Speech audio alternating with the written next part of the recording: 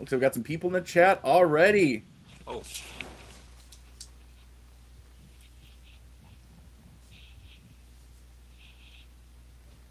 All right. Good morning, everybody. Happy Saturday. As William says, happy Saturday. Coffee and listening about war games. You gotta love it. That is the dream, huh? Good morning from cold, snowy Minnesota here. It snowed overnight, just a little, just a dusting. But we got, let's see, we had college football semifinals last night. Can't say I'm an Indiana guy because obviously I'm a Wisconsin Badgers guy, but I do like to see the Big Ten showing up, kicking Oregon's butt. Well, Oregon is in the Big Ten now, which still messes with my mind a little bit, but it's so weird. But anyway, good game. Indiana stomped them. Indiana's hopefully going to stomp Miami in the national championship. And then today, obviously, NFL playoffs begin, and as you can see, Judd and I, obviously everyone knows go Pack go, but you know the Bears. Hey, I'm proud of them for making it this far. It's just too bad their journey has to end today. But No, I don't think so. we are ready though. We got a Zoom day back tonight. Ready for some football. Christoph, great to see you. Good morning, everyone. Christoph, did the weather settle down? It wasn't too bad. I think Quail, you're Nick, right? Yep, Nick. Yep. This is Nick saying, just too lazy to change my ID. Well, Nick, great to see you. I'm gonna try to take a sip of my coffee here. It won't work. I didn't think this thing through, guys. I'll switch over to a baseball cap here soon. Good morning, Jeff. Good morning, Paul. People are coming in. I think we're getting some regulars here, Judd. We've been doing the show long enough to get people coming in on the regular, which is nice. Yeah. Christoph's. Oh, I guess he had some weather over there. Not a disaster. Real heavy winds and rain. Flanders. In the Ardennes, they had around 60 more inches of snow. Jeez. The bulge. Good morning, Richard. Go Pack. Ah, here we go. I like this guy. Go Pack Go. Nick. There's a guy worthy of a band. No. I was going to promote him to head moderator. Rusty says, love the outfit. Obviously talking to me, not Judd, of course. No. Saw that bear stuff and said, no way. Nick went to university with... Oh. That coach is hilarious. I mean, if you've seen that. Yeah. Oh, he is like a mega meme on Twitter because he always has that kind of grumpy, sour look. And it's just so funny, all the things people have attached to that. Yep. I mean, heck of a coach, but I mean, just that intensity look, the way people have attached, like, you've gone shopping with your wife and she picked up the one thing on the list and she's still shopping and you're looking, Yep. I will say, if I didn't watch the whole game. We were actually watching. We watched. I'll admit it. I'll admit it to everybody. Watch professional wrestling. So we were watching Friday Night SmackDown, and it ended, and we switched over, and I saw the end of the game, and I didn't keep track of the score anyway. I was like, wow, Indiana's whooping them. Well, at the end, they're interviewing, the head coach, right, Indiana there, and they asked him a couple questions, and it's basically like, what about the next game? And he actually, for once, he kind of cracked. He started smiling. He goes, I'm not worried about the next game. He's like, I'm just worried about having a beer tonight. I was like, that's awesome. Like, that's not his usual thing. Yeah, that guy talked about the Hurricanes. You know what? Never liked those guys. Didn't like him in the 80s. Of course, I grew up a Sooner fan because when I was a child, I thought like a child, spoke like a child, as the Apostle Paul once said. I grew up out of those ways, those terrible Sooner ways. But I was a big OU fan, so Miami, OU, there was a big, massive rivalry in the 80s. But never liked Miami, but I love how they've been stomping mud holes in the SEC and humiliating them. Yeah. That's all I wanted in this thing is SEC embarrassed and got it. Yeah. Like, it has been for sure. I mean, I'm surprised, but it's nice to see. So yeah. All right, enough football talk, everybody. How about some gaming talk? Yes. Judd, what have you been playing lately? I got on the table. This table I'm working on what do you call it? Medieval, the expansions. That's right. Command of Colors Medieval. Oh, okay. Yep. You can just set, my thing like I did with Napoleon, where you just set the board up. Yeah. Play them one after another. Because you did that with Napoleon. You did everything, right? Yeah. Every scenario. I mean, basically, you played through. Yep. Yeah. So I thought I'll do the try. I mean, I'll do that. I've got it stickered. And then on the big table, tiny game, the Worthington travel game that just came out on the American Revolution. I'm doing Saratoga. All right, yeah, you were texting me a little bit. I tried to scratch my head just now, and it didn't work because I have a helmet in the way. So, yeah, this helmet ain't going to last long. But anyway, you were you texted me. You're texting me about those games, right? You're like, Yeah. you see these, you have these, whatever. And it's like I saw them. I don't have them. Yeah, I was supposed to go to Syracuse area this week for with work. I think I would have been back last night, but anyways, so yeah, I was gonna go up there and do all that stuff, and I thought, hey, travel games, let's take them up there and play them. Perfect time. And those travel plans all fell through, so Okay. I'm here, and so I thought, well, I'll just set them up and knock them out. Absolutely. No, good call. I like it. I like it. As for me, so I've been for actual like gaming slash going to turn into filming here. I've been hitting up the old Traces of Victory. So a recent release. It's not brand new, but probably close in the wargaming world, close enough to brand new release from Buka Simulations. So this Traces of Victory, part of the Traces of system. So first one by this Alan Vanoy, but basically, and I can never the Japanese game designer, right? Hmm. Did Victory Lost, all that. So that same Yeah. system, basically, I think are similar. So chip pull, two-player war game. Traces of Victory focuses on the Lorraine campaign. Technically, as I've done my research, you figure out it's like, oh wait, the U.S. Army and U.S. Army, they never called it the Lorraine campaign. Technically, it had a different name. It was part of different campaign, but the fight in eastern France leading into Germany, November. This game I think is basically covers just November, basically all of November of 44. So having doing chip pull, love chip pull, right? It's two player, but chip pull works great for solitaire, right? For solo. So, and I've actually, it's a super easy rule set to learn. Complexity is listed as a 5. I guess that's fair. I mean, 4 or 5. You know what I mean? Like it's a very playable, Hmm. good component quality, mounted map, but it's a smaller mounted map, not even a full size one. So like, and it's because of the way the activations work as you're doing it. What's kind of interesting too is that even though it's like, well, oh, it must be what you chip pull by the color, and then you look at the stripe, and that's who you activate only. It actually is you're activating the head when you pull. You're activating that headquarters unit. So like headquarters right there. But then what is it? The 20th Corps right there. Yep, 20th Corps.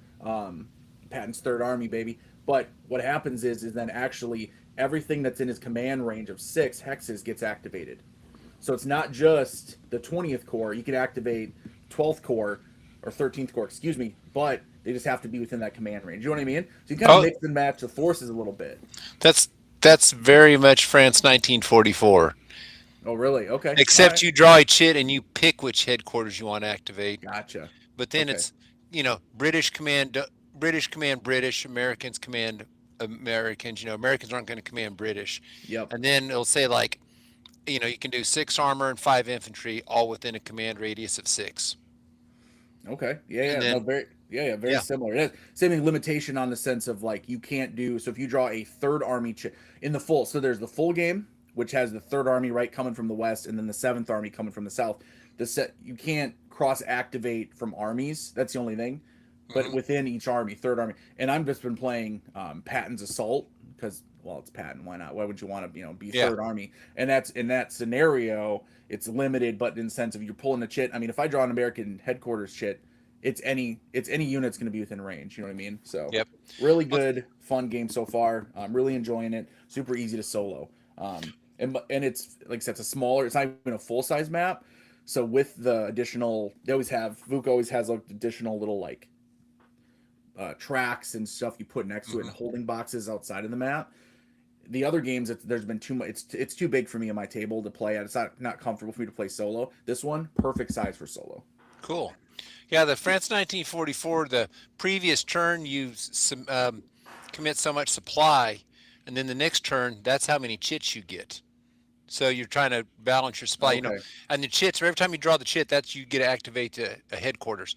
Well, what's kind of cool? Have you seen the Patton movie? Yeah. Oh yeah. Oh Okay, yeah. remember that? But they told me it's pulling his supply away. I smell Monty. Remember Yeah. that? Yep. It's the same thing. You got to pick. Okay, if you give it all to this group over here, the British are lagging way behind you. If you're trying to do the Yep. broad front strategy or the narrow front, but yeah, when you give it to Monty, I always go, I smell Monty. But Definitely yeah, some similarities because it's limited. It is limited activation. So like you'll have whatever X amount of chits per available to you, but the churn track will tell you get one activation this turn. Like the first turn of the game, you have 3 or 4 chits available. You have one activation, so you only get to seed the cup with one American activation chit. It's like, oh my god, I want to activate everybody though. Nope, no can oh do. yeah, And then it grows as the game goes on. But like And then I think at the very last turn, you finally can activate literally everything, but for like one turn. The thing about the it's actually it's I'm surprised how much I'm enjoying it. Not because of surprising in the sense of I thought it wouldn't be good, but it's just really clicked as like a. I think it's just that it's chit draw, limiting activations. I just love that when you're playing solo. I just feel better about hex encounter games when instead of all right, I go, you go, and I'm literally looking at 50 units. Oh God, here we go. What do I do? Versus I'm drawn from a cup. I don't know which side, German or American, which headquarters going to activate, or if it'll maybe be the big, you can get Chafe, Chit eventually, which then you can pick what you want. But at that point, you kind of feel dialed in. You're like, yep, I know exactly what I want to do. I need to take Mets. I need to get in there, go after Mets, or I need to keep pushing on to Starbrooken or whatever the next city is. I think if those are the two you have taken Patton's Assault. But anyway, really enjoying that one. So Okay. I'll have some videos on that one. But Interesting comment up there about half want to see half of SPI in Avalon Hills. What's interesting is, in a way, a lot of Avalon Hills have been reprinted. I mean, or not reprinted or upgraded. Like I've seen some Victory in the Pacific, I think, and the Atlantic one, and then Worthington tried to make a block version of it, and then Worthington tried to do like the Caesar at Alicia thing. yeah, But I mean, squad leader, I guess technically you could say, yeah, I got it upgraded as advanced squad leader, but that's like 85. But and um, there's been some on Anzio because the guy who was behind that thing really baited. But I just thinking Kingmaker just got a huge upgrade back in 2022. But and I think Decision Games has done a bunch of SPI, but I don't really follow Decision. I've had too many problems with them in the past.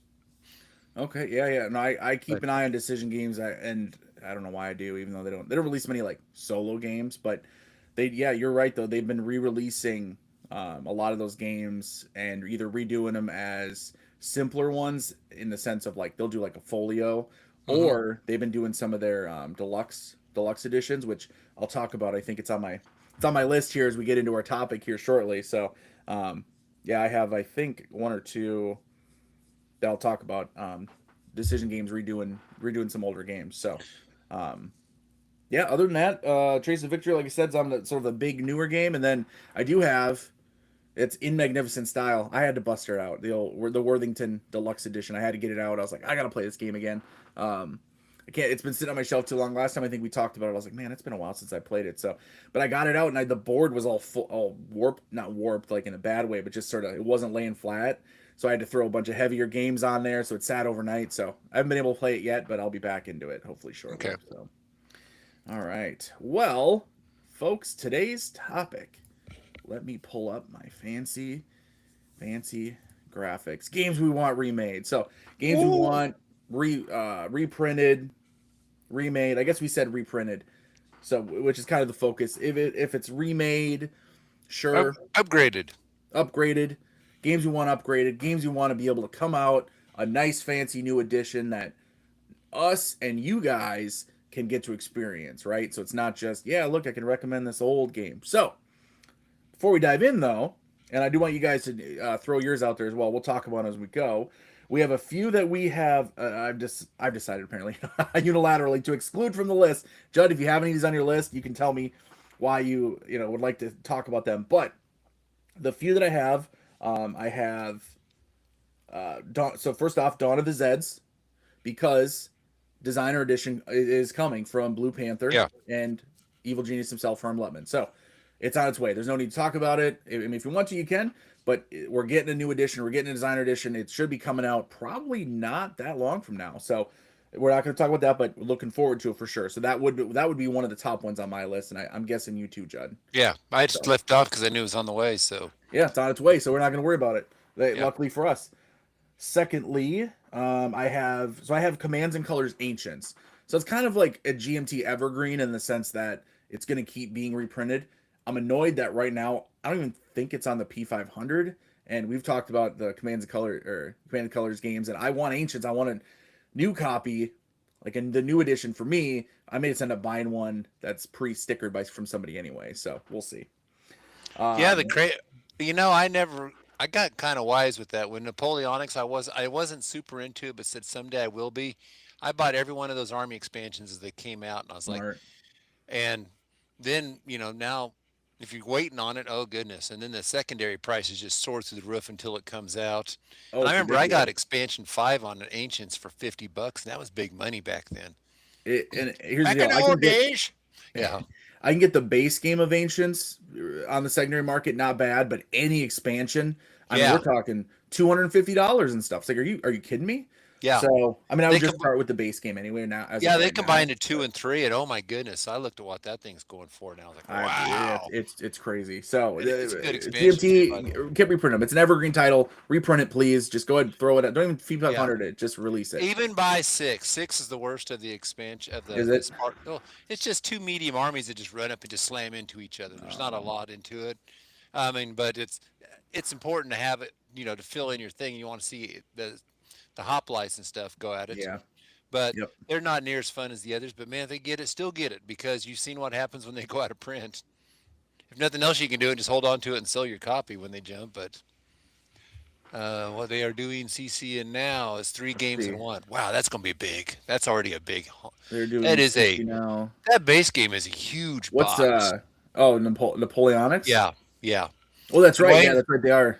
Wayne, I know you're not a Napoleonics, but you need to grab that before you get burned like ancients. I should. No, you're actually, and I hate to be that guy, but you're probably right. I probably should just buy it and have it. Because here's the deal. I talked about this before. I have that close quarters battles from Lock and Load Publishing that they sent me. That's probably going to be my intro. I've thought about it. I've looked at it a couple times now. I'm starting to get a little more like, oh, maybe I should break into that because it does a card draw activation, right? So basically chip pull activation, right? So yeah, it's a two-player game, but you do card draw to activate formations.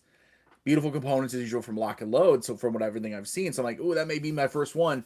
But like you said, maybe the Napoleonics I need to just get in on. Say most likely they'll CNC Ancients the same way. Yeah, yeah, you're right. Well, Tom, you're right. The Napoleonics, it's on P500. I think it's even I'm like moving forward with printing now. I think or very shortly. But yeah, CNC Ancients, it's not even on P500 as far as I can see. It's like not even listed. I'm like, wow, how can you not have it listed? So maybe that means they're redoing it, like you said. What about? Oh, and then Fetner says, "Howdy, Wayne and Judd. Howdy. How about Hold the Line from Worthington for a reprint?" Well, They did reprint it with plastic soldiers in it. yeah. So depends on. Yeah, I know there's a couple different games and versions and stuff. I believe, fingers crossed. I believe Worthington is sending me Hold the Line Hannibal, which is their most recent release in the system. So I'm looking forward to that. If I get that, I'll definitely be showing it off. That'll be my CNC. So that's what I would like to get CNC Ancients too to kind of compare them. Okay. Um, Yeah, the now if you're talking American Revolution, my advice has always been just go out there, look into the people who have it for trade, because people who have it for trade, even if you don't have anything to trade, if you write them, a lot of times they'll sell it because hey, who doesn't want cash? If you can find the first edition with the counters, you can probably get it a little cheaper, and I think it's a yeah. better version. I think it's a better version, but it's out there. Okay. But I don't see it getting reprinted because the original came out like 2006 or something, and then Yeah. in like 18 or 19 they reprinted with the plastic soldiers. Yeah. And then Doesn't Hasbro own the Avalon Monarch line? Yes, as far as I know, they do. yeah. As far as I'm aware, I know, and I in fact I know that, and I'm not an ASL guy, but I Yeah, follow the MMP has ASL. industry. MMP as ASL, but they have like a licensing agreement with Hasbro Hmm. for it.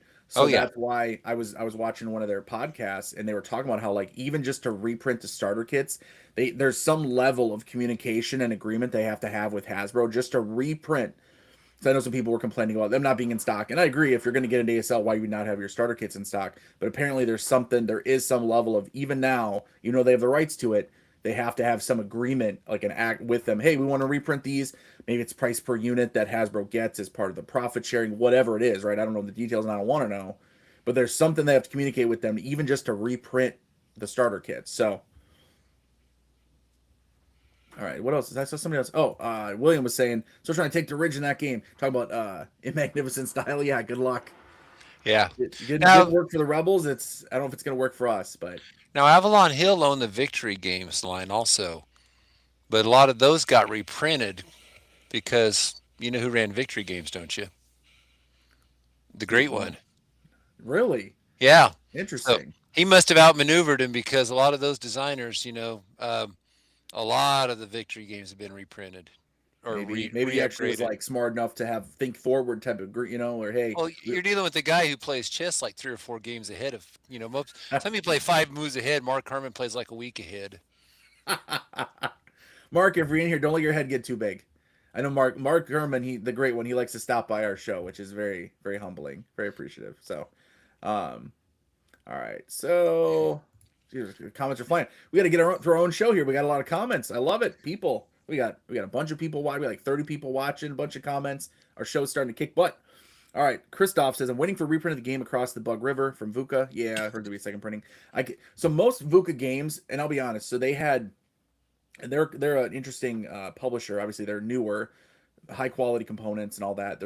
They had released a bunch of games. They sent me a couple review copies of different games, but all of them have these massive maps, and all the games they sent me anyway. And I'm like, I can't even show them off. Like I don't have the gaming area for it. My camera system setup doesn't. You guys can't see it over there, but my camera setup doesn't really have the table space and lighting to show off like giant games. Max is one full-size war game map with maybe a little bit on the sides. That's it, max. And they were talking like 2 mappers or 1.5 mappers. That's why something like Traces of Victory, which is less than a full-size map, I think it's something like 22 by 24 or something like that. Whatever. That combined with the tracks is perfect for me. Absolutely perfect. So, but yeah, VUCA's doing good work. It's nice to see that. Nice to see new publishers and more publishers. Yeah, I must tell the Emperor. No Jed likes that. So, all right. So before we get too much into anyone else's too. Let's finish up here. So excluded, we talked about Dawn of the Zed because they're doing a designer edition from Blue Panther. We talked about Command and Colors Ancients, and then what else are we gonna talk about? Hang on. My last one for excluded because Decision Games, speaking of which, is releasing a deluxe version. Fall of Rome solo game, baby. So I have the strategy and tactics. So I have the reprinting. So the second version of it, right? There's like a first edition from 72 or something like that. This is the one from like 91, I think. Whatever. I don't know the years. It's fine. Doesn't matter. But they're redoing a deluxe edition with a mounted map board, just like they did with like Coral Sea Solitaire, blue and gray quads, etc. So they're doing these deluxe versions. This one's coming. It does look like it got delayed, though. I thought it was going to be 2026. Looks like 2027. Bummer on that one. I'd love to see. I don't think they're releasing any solo games this year, which nowadays I think that's a mistake. I think you got to include some solitaire games in your release schedule, in my opinion. Yes. But Fall of Rome, can't wait to see that one. But that's not on the list technically because it is being redone. Judd, do you have any? That's my list for excluded.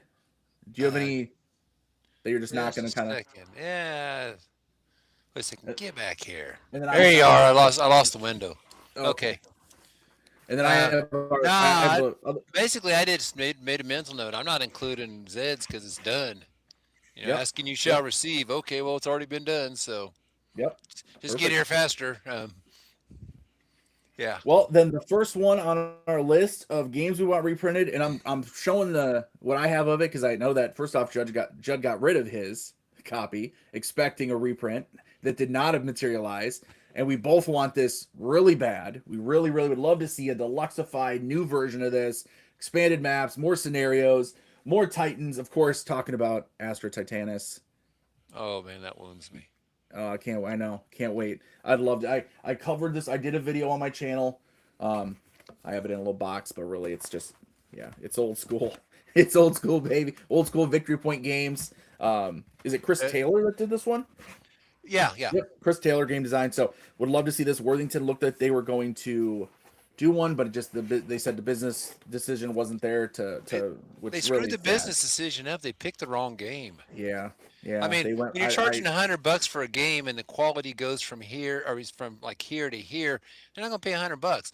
But that Astra Titanic, that's desktop quality. That thing looks terrible. Oh, you go from here to here. It's the worst. I had a playthrough video on my channel. If you guys ever want to check it out, the game looks terrible. I mean, it doesn't look good. So you got the folio, right? Yeah. Yep. Well, okay. Yeah. So I bought it from whoever I bought it from. It had this box. Oh, okay. That's cool. I was like, that thing was a folio. But they just put it in a VPG box. Okay. You know what I mean? Yeah. So it's just this box with the folio in But here. yeah, I'd have paid $100 for the jump in that quality for that thing because Yeah. maps were cheap, the counters were cheap, the cards were cheap, and I was like, that's the one everybody was clamoring for. Instead, they went with the wrong one, Yep. and I was like, I even wrote them when they got done and said, I don't know if that was just disappointing sales, but Astra's the one everybody wants, Yeah. and I and I love Worthington. I have a good relationship with them, and I cover games on my ton of their games on my channel just because they have a lot of solitaire games, a lot of two-player games that are solo capable. Um, but yeah, Imperial Stars. Why'd you do that one, guys? Like, oh man, you know. I mean, So it's good. It's a good game, but it just like it wasn't one that was badly in need of a reprint because they already made the gold banner edition of it. yeah, would have loved to seen that. So that was a shared one that I wanted to talk about quick, just because I know me and Judd both have that. And the bad part On our was once that came out, the second the announcement was made, I thought I better sell my Astra Titanis because it will never be worth this much again. And I think I got $30 for it. yeah. And I was like, so, but now I'm not. People are like, well, good for you. You got screwed. You shouldn't have done it now. I was like, well, Well, I got plenty of other games to play. But I whatever. did the same thing with Yeah. a Malta Besieged. You know, I had a copy of it and sold it for like $50. Yeah. And then Worthington came out with their premiere edition, which there's another example of what happens when they took a desktop publishing quality game and then deluxeified it. Yep. Oh my goodness, look at those two. Yeah. Absolutely. Absolutely. What is Bear? What is this, Greg? What is this? If only Bear receiver DJ Moore was also hosting this. Get out of here. Wayne, in case you don't know who DJ Moore was, he's the guy that caught the touchdown pass that beat you guys. That beautiful pass from Caleb. After the Bears victory, after over the Packers weeks ago, huh? Oh That's yeah, interesting. But so, that was the second game they played. What happened in the first game they played though? I Don't don't remember. remember that far back. Don't remember that far back. It will be decided tonight. Yes. The yeah, that company that made those cheese heads. Yeah. Yeah. This one company got sued by somebody who said, no, we had the exclusive rights. So since they had the mold, they made them into cheese grater Cheese hats, grater. and then they sold them in Chicago. I'd love to have one. Yeah, Tom, I haven't picked that up at all. It's just Yeah, I was just like, I wouldn't unless I could get it in a yeah. cheap trade for something that I was just dumping off because I'm just like, the problem is my copy was $30 new. I think the Imperial Stars Gold Banner edition.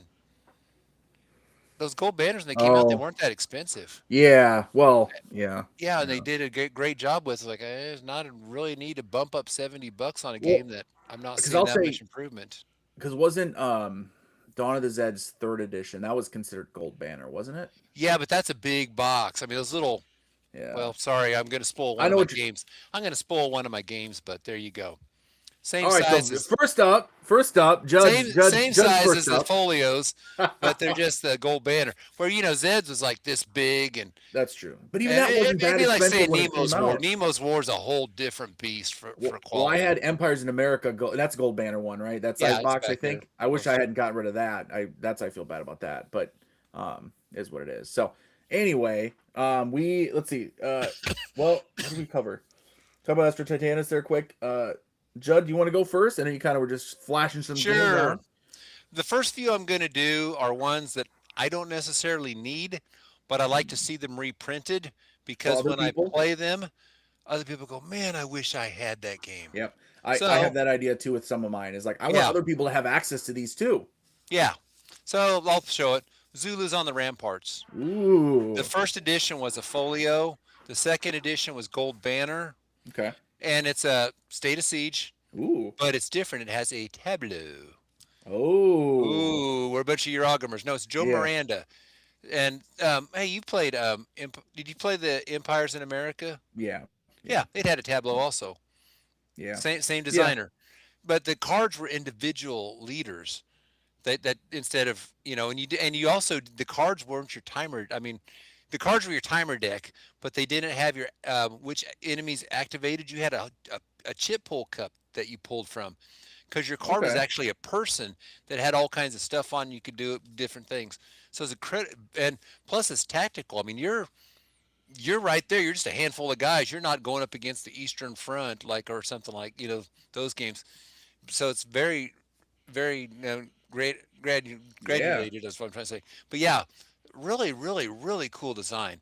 And my friend Aaron, he Interesting. tried hard to get this thing, and he finally did. But it took him like a year and a half of work, and it was still kind of pricey. He's like $70 or something when he got it. Oh, But that's a yeah, lot for for an older, smaller game, and yeah, and with today's with the inflation, all probably would go for 60 or 70 if it ever got yeah, reprinted. Because these gold banners, I was always kind of amazed they sold them for 30 back then. But yeah, super game, definitely needs it. Just because it hurts me that people can't play. This is this is a really dang good State of Siege game. So there yeah. you go. I haven't played that one. Zulu on the Ramparts. Yeah, if they do, Okay. get it. If you can ever grab it in a trade, even if it's the folio copy, grab it. Yeah, yeah. I wonder if it's more likely to be remade nowadays than it would have been. I wonder who owns the rights to it. You know what I mean? Oh, Miranda does. Oh, I mean, see, with Victory Point games, the designers own the rights. Miranda, you gotta tell your bosses over at And the Decision thing Games is and Decision Games. I'm like, I thought they yeah, were going to do the whole Napoleonic 20 series over there too. and they But I was do like, all kinds that's of yeah, I was like, yeah. that's one they should do. What's Rusty saying? Judd is an American. What's that? American War War of of Independence Independence. aficionado as I am. I think Decisions Rebels and Redcoats 1, 2, 3 would be really good with some rules changes and a facelift. I'm buying one and like it a lot. Okay, Hmm. I never played it, but I just don't. Yeah. No. I tend to stay away from decision games. It's just I've had too many problems with them. Not gonna dog them. Some people have great. I've had too many problems Yep. with games I've had from them. Well, speaking of games that you own or I own, but I would love to see redone, some facelifts for sure, some changes maybe, but also just to get it in the hands of other people, is dun, dun, dun, Night of Man from Flying Pig Games with Alone Against the Aliens expansion. So they have been redoing a bunch of their games, a bunch of these like this similar style of combat system they use, right? It's like I feel like it kind of I don't know if this was the first one Yeah, or what, but it feels very similar DNA in all the system, all these games, right? Well, this one is long out of print, and the I don't know if they didn't make as many of the solo expansions or not, but like you have people that have the base game. They're I've been contacted by people like, well, you're gonna sell Alone Against the Aliens like by itself, and they've made it available, print and play and stuff, so you can get it for cheaper and you can make your own and all that. But you guys know me, I don't really do that print and play stuff. Like I want a game that I buy, it's in a box, I open up the box, and I start playing. Get the components set up and I start playing. No arts and crafts for me. So Night of Man, people are demanding it now. They've talked Mark Walker. I've seen him talk about maybe second edition. Please, Mark, get her I done. think he will. People want it. I think if these games that I have on my list, some of them are probably pipe dreams. Like I want another edition. It'll never happen. This is one that I think is probably one of the most likely to happen. I think. Yeah. So So that system started with that, then went to 65, then went to look at that sexy guy fighting aliens on there you there. go. Went Well, to he's gonna be the fighting aliens, but Afghanistan game. I forget the name of it. But well, then they went back and they kept improving the thing. So they took some of the ideas they liked in the Afghanistan and then redid 65. yep.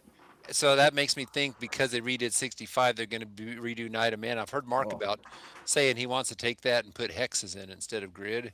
And that's one of the changes. I'd say I'll be fine with that. I know that it has the grid and all that. That's cool. The squares, that's fine. Yeah, if you want to go and say we actually want to turn it into the hex system we use in the other games, I'm fine with that. It doesn't need to stay a grid in my mind. Yeah, and he'll also improve. He'll take the improvements from the Yeah, what a graveyard of empires, whatever they call it, from the yeah. Afghanistan. They'll put it in there, And the and components now are a little better. I mean, there's yeah, still nice components in Night of Man for sure. I'm not considering we just talked about Victory Point games. They're still nice, but just a little bit improved hex map, and then maybe some tweaks to the system to bring it in line with the rest of the games. yeah. That's what I want. I think So Night of Man, the boards tended to warp a little bit too. yeah, again, So just I don't know, if it's just a little different style, different design, different printer. I don't know, whatever. I yeah, don't know the so yeah, details, but I think that one's going to happen. okay. Yeah, Nick agrees with me. Night of Man's a great game, and that system is also great. I agree, Nick, and I think second edition. Let's get on it, Mark. So, Judd, what do you got? Okay, another one that needs to be reprinted. This one's tricky. Uh oh. Um, I've talked about this before. Blood Red Alamo, Blood Red Banner, the Alamo. This was one of the first State of Siege games. It's not much more complex, I suppose, than I never played it, but Israeli Independence. Mm-hmm. I mean, it's basic. It's Yeah. 20 to 30 minutes is all it takes to play. And but you got your heroes I think the original game name of it was Heroes of the Alamo. You got Crockett, you got Travis, and you got Bowie, which is funny because Bowie didn't really do much except be sick. But Well, there's optional rules where you can come out and take one shot at somebody. But it's the thing about Alamo is you don't need a lot in an Alamo game. I mean, do you really think you're going to win? yeah, So, you play a game 20 to 30 minutes, you got the gist of it, it's fun. You're trying to get through the deck. Basically, got through the deck, it just meant what he said in the Alamo movie about we're going to make him pay dearly. If we can make him pay 10 people for every one we lose, we yep, can sell this ground dearly. That's really what you're doing. But the problem with it is poor Rick Trevino passed away, like I think 2013 or so, 14 and he's the designer. okay. Now, David Kennedy had dropped me a line about did I know who his widow was because I think he's wanting to write her and see because David did manage to get Constantinople some copies of it with the designer printed on Blue Panther. Oh yeah, I saw that. Uh, Something he's like doing a giveaway or something like that. I yeah, don't know. I was so I like, think he's wanting to do something. I don't know. He's wanting to work out an agreement here, but I always thought it'd be cool. And plus, hey, I like it's just one of those great good game, and I would bust it out every year and play it. So. But anyways, I just wish that wouldn't be done. Don't make it too pricey. I mean, it's not a game you need to pay $100 for. yeah, But yeah, but yeah, if it's a fun game, and like I said, it was my Alamo game of choice. I get rid of all my others because I'm like, I don't need to play a 2 hour Alamo game. Come on, this thing's a yeah, this thing's a slaughter. It's over fast. You know. yeah. There's a DVG released an Alamo game, and it's not States of Siege, and it's not a particularly great game. Alamo Final Assault, and Yeah. it's a card-based game. It's like Heroic Last Stand series or something. They released like 3 of these card games from the same designer, and then that's all they released. I don't think they're gonna release anymore. I don't think they were very popular. They're basically war. I mean, it's like Yeah. basically revealing cards and then rolling dice for each side. There's then you have like a couple. You have like your player agency is basically you have like a couple cards that adds like a +3, +2, or +1 or something like that. It's very basic. It's basically war. It's. I wish there was more to the system. I think it has potential. But that's the Alamo game that I've had that I've played, and I actually played it a bunch, and I was kind of getting into it too. And I was like, I don't care if this game is basically War 2.0. I'm like, I was kind of having some fun. You know what I mean? They're reliving the Alamo here, so wouldn't mind seeing that redone in some manner through Blue Panther or whatever, if whatever would work to get it re-released. So for sure, good call. Let's see. I have. Well, someone mentioned it. I don't have a copy, so I can't show it off. This is one that I want a copy. Barbarossa campaign from Gary Graber and Victory Point Games. So Solitaire Eastern Front sold. I'm down for it. I once had that game. It's interesting. But this Ooh, really long line, this continuous line. yeah, yep. Yep. So the Barbarossa campaign from VPG. That's why I didn't want to comment on it. He brought this up earlier. Proper deluxe version, perhaps some minor balance changes. Just call me NP name wise. Oh, there we go. All right, NP, no It's problem. it's kind of weird when I played. I played a short scenario and I won, but I was nowhere near the 3 objective cities. Leningrad, Stalingrad, Moscow. And But I maybe had that's part of the managed, balance, but but I had managed to surround quite a bit of Russian or Soviet units, and that was enough to get me over the top. But I mean, but it was definitely an interesting system. here's the deal. I can't speak to it a lot because I haven't played it before, so I can't say, yeah, this is why I love it and I want it reprinted, like everything so far I've talked about, basically. But you know, most Eastern Front games, right? They're just these epic affairs. It takes so long to play, and I don't know. There's not that many great solitaire ones. I mean, it makes sense. Eastern Front was huge area, millions of men fighting. Like it makes sense. But if you could get it distilled down a little bit into a solitaire game, oh.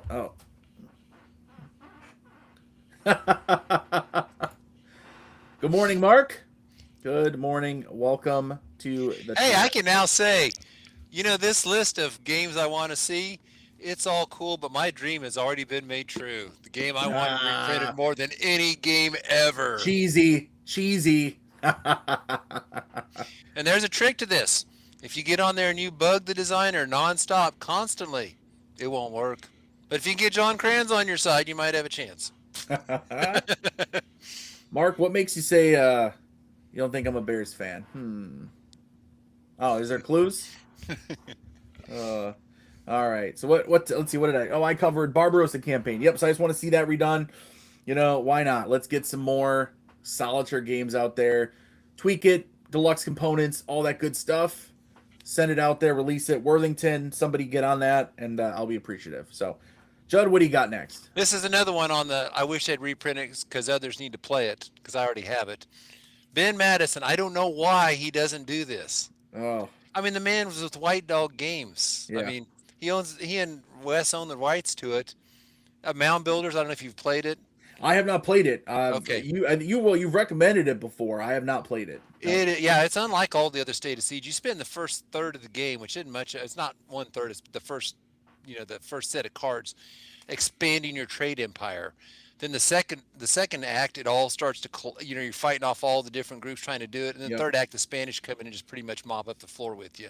But anyways, it's very similar to the in the style to the one on Egypt, Gift of the Nile. Oh yeah. Yep. I mean, but anyways, really great game. What's cool is I went to the Cahokia Mounds. I was out in St. Louis, and if you go across the river, you can go to the Cahokia Mound State Park and see the they got a Played museum. about a quarter of a game, Yeah. and I said, I'm not ready for this. I can't. I don't know the terminology. I'm not ready for this. Put it away, and I haven't gotten it back to it yet. Well, the trade goods and all that stuff's right out of this one. Yeah. I But did anyways, see yeah. a beer counter, and I was like, ooh. It's cool because the mound's like, how did they build that thing without shelves? That mound is huge. There's a lot of digging going on. But anyways, so yeah, you can still see them right across the river from St. Louis. But it's a cool game. But I've always scratched my head saying, why don't they just go to White Dog and redo this? Yeah. So I don't know. I need to bug. He's on. I got that Facebook group with games that Ben Madison. He's always participating. He'd get on. So why aren't you doing this, dude? He's on there. Yeah, yeah. Of course, for he's sure. always designing. He's always. So maybe he's just like, Always. I'm too busy. But I don't know. Well, because we talked about it on our most anticipated list, but the La Conquest, the French and Indian War looking forward to that one. So, but it's not the topic of today's show. Mound Builders looks great, says Nick. I agree, Judd. Yeah, looking forward to that one. And I guess they were talking about Mark's his book, P500. What did Rusty say here? This made me laugh. I saw that. I feel that deserves to be always in stock. Rusty, don't you know GMT by now? That's not how they operate. They could have literally one of the most popular games of theirs, the top sales. CNC Ancients is what I'm talking about. And literally not in stock for like 2 years. Why? Who knows? Well, it seems like Empire of the Sun's always. Maybe I don't pay attention, but I don't know. I thought I heard the fifth. That one's coming up. I think they're It printing seems like or once they're- it sells out, they put P500. It hits P500 in a month, Yeah. and they make another one. Oh, they're on like the 5th printing, I think, of Empire Yeah. of the Sun. It's like, geez. All right. So another one I have. Geez, I'm running out. Judd, you may be going on longer than Oh, me. wow. I have one war game left, actually. That's it. And then I have a non-war game. Oh, so for war game, Kingdom of Heaven from MMP. So that is card driven or card assisted, whatever you want to call it. 2-player war game focused on obviously Kingdom of Heaven, the Crusades, right? It just looks fascinating to me. So I'd gotten kind of into the Crusades recently. I played a solitaire game from Decision Games, First Crusade. I showed it off on my channel, magazine game, and had a lot of fun with it. And it's solo designed. I love that. Kingdom of Heaven is not solo designed, but it looks so like I could solo it. I could figure it out. The map looks good. The cards look good. The counters look good. There's something about that era right now anyway is really evocative to me and really draws me in. So it's like I would love to get that. But now here's the deal. And we talked about games where it's like more likely to be printed, less likely. Yeah, is Kingdom of Heaven ever going to be reprinted by MMP? Probably not. I mean, I don't think so. They barely keep their evergreen type games in stock. So why would they include something like that and have that in stock? But it's disappointing because I think copies are going for over $100 and I'm not spending that on it. But Kingdom of Heaven from MMP, that's one I would love to see redone. Doesn't even have to be deluxeified. I mean, MMP doesn't even really deluxeify anything. Just reprint it, fix any mistakes if there's any, and then make it available for old Wayne to pick up. So Mark says Kingdom of Heaven is solid. Cool, good to hear. Yeah. Well, almost not good to hear because then I'm disappointed because I don't know if I'm ever gonna have a copy because can't imagine MMP's ever gonna actually reprint this. They are so slow and they only reprint just a few different systems and games. I might So have an MMP game on my list that's really slow, also, but we'll see. we'll see, huh? All right, yeah, looking forward to it. Or what is this? What is this? Chris, you made my day. Not quite as much as Packers winning time, but close. There we go. There we go. Yep, they will win. No, no. No. All right, Judd. So I covered Kingdom of Heaven. What do you got next? Just Judd? remember the last time you played us, we beat you and we were without our two top receivers. Oh my gosh. Here we go. Okay. These are the last two I have for the I wish they'd get remade so others could play them. Actually, this one I would jump out and buy. It's my homemade box copy. I've talked about it. We must tell the Emperor. Steve Carey. Steve, I hate to jump on. I'm not trying to step on Judd's toes here, but Steve is a great guy. Talk to him all the time. He emails me. I email him back. But I don't understand what's going on. Why he hasn't had this one reprinted? Ask him. I'm just curious. Yeah, I'm like Steve. Like, I have not asked him because I don't want to put him on the spot. But I'm like, I've heard right that it's like he has his reasons. Well, what are his reasons? If it's I'm okay game, if he has his reasons, but I mean, just as long as Steve, if you got the right. If he says I don't think it'll sell, no, dude, it's going to sell. There's a lot of people asking for it, so I just don't understand why he would have all these because he has, Well, you talked about what am I thinking of? The Malta Besieged. That's one of Steve's, right? And was redone by Worthington in deluxe edition. I got it on my shelf right now. Why? So let's meet. We must tell the Emperor. One I want to see too. Dang it, Steve. Talk to your boys, talk to Grant, talk to the Wiley brothers over there, and get it done. Yeah, just leave out the atomic bomb cards out of the expansion. They're corny and they're basically there's like 6, 7. Like they're basically you lose cards. The game's already hard enough. Yeah, and it wasn't his idea either. That wasn't so. Anyways, but otherwise, yeah, put that thing together. It'd be awesome. And the last one I have, AD-30. Oh, yep. And I'd love to see that too. Yep. Yes. And I see that, and people are always like, I mean, I put that on my top 100. I played my things, and people are always talking about, I'd love to play this. And I was real hesitant, like a lot of people, it wasn't until Joel Toppin recommended it. And I was like, oh, okay, But the problem is with a lot of these type of games, they're boring. If you take a religious theme game, they're boring or they're sacrilegious. Yeah. This one did it. And it's like, wow. And it's fun. It's like a State of Siege adjacent game. You're not trying to defend the tower. You're trying to make everything time out at the right time. But fun game. Takes like 40 minutes to play. It's a blast. Perfect. But anyways, it's a great game. I don't know. I thought Tom Decker was real close to working with Worthington on it, but it fell through. So, and he's even has some expansion ideas. And I don't know. David Kennedy said, calm down, hold your horses. Like he seems to know something. So I like to see it get done just because, I got a great copy. If they made an expansion or whatever, I'd probably go out and buy it anyways, but I'd really like to see that one. Yeah. And I agree with you. It's not on my list, but that is one. I knew you'd have some games anyway that most of your games I'd probably be like, yep, I wouldn't mind having that. So, finding a religious themed game, like you said, that is faithful and true, but also is fun, right? But also is not sacrilegious. That's can be hard to find, locate, right? And that's why like one of those games, and it's I'm gonna go a little bit off topic here, but it was one of those games you had posted on your list that I was like, I don't like the art. I was like, what I call it, like demon throw up art. Because I was just like, I just don't. It's a little in the art style in general. I don't like. I'm not right there. But oh yeah, I was like, you know what? I just don't like the look of it, and in the sense of I just don't like the art. Period, regardless of the theme. But also, I'm a little like, I don't know, it's just not comfortable with it. So that's just for me. Bad guys just look like the Ghost of Christmas Future. Anyways. Paul said the fate of all from Thin Red Lines. So they like release. They're one of those publishers that they make 500 copies of a game and that's it. And then they're like, that's no matter. I feel like that's basically what they do. Here's your Can't blame him, man. That guy that made Engage probably lost his shirt over that thing. You print too many and don't know what you're getting. Yeah. That's one things on P500. I heard a great one on a podcast one time talking about it, that basically if you do your P500 right and you do your Kickstarter right, you're guaranteed a profit. Yeah. Well, you would think. I mean, well, if you do, that's why I'm fine Yeah. with Kickstarters and game found games. I don't care, especially if it's an established game like a reprint or something. Yeah. I don't care. Go for I it. mean, that's why GMT will sell those games for half off because they've already made their profit. Anything else they're making's, cherry on top. So, and they Vince, have their great to half see off you. sale at the end.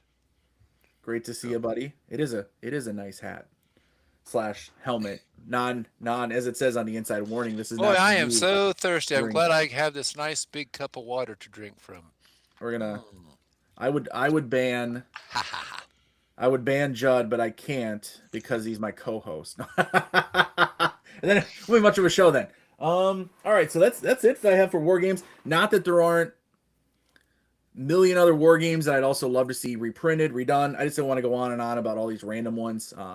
There's plenty more that I'm sure Judd too would be like, love to see, even just a new edition of reprinted, both either for us to have and have an say updated components, errata fixed, all that good stuff, or available to everybody. So that when I say like, hey, what about this game, guys? People can say, yep, I can get a copy, as opposed to, gee, wish I could find one. The classic Wargamers lament. Wish I could find a copy.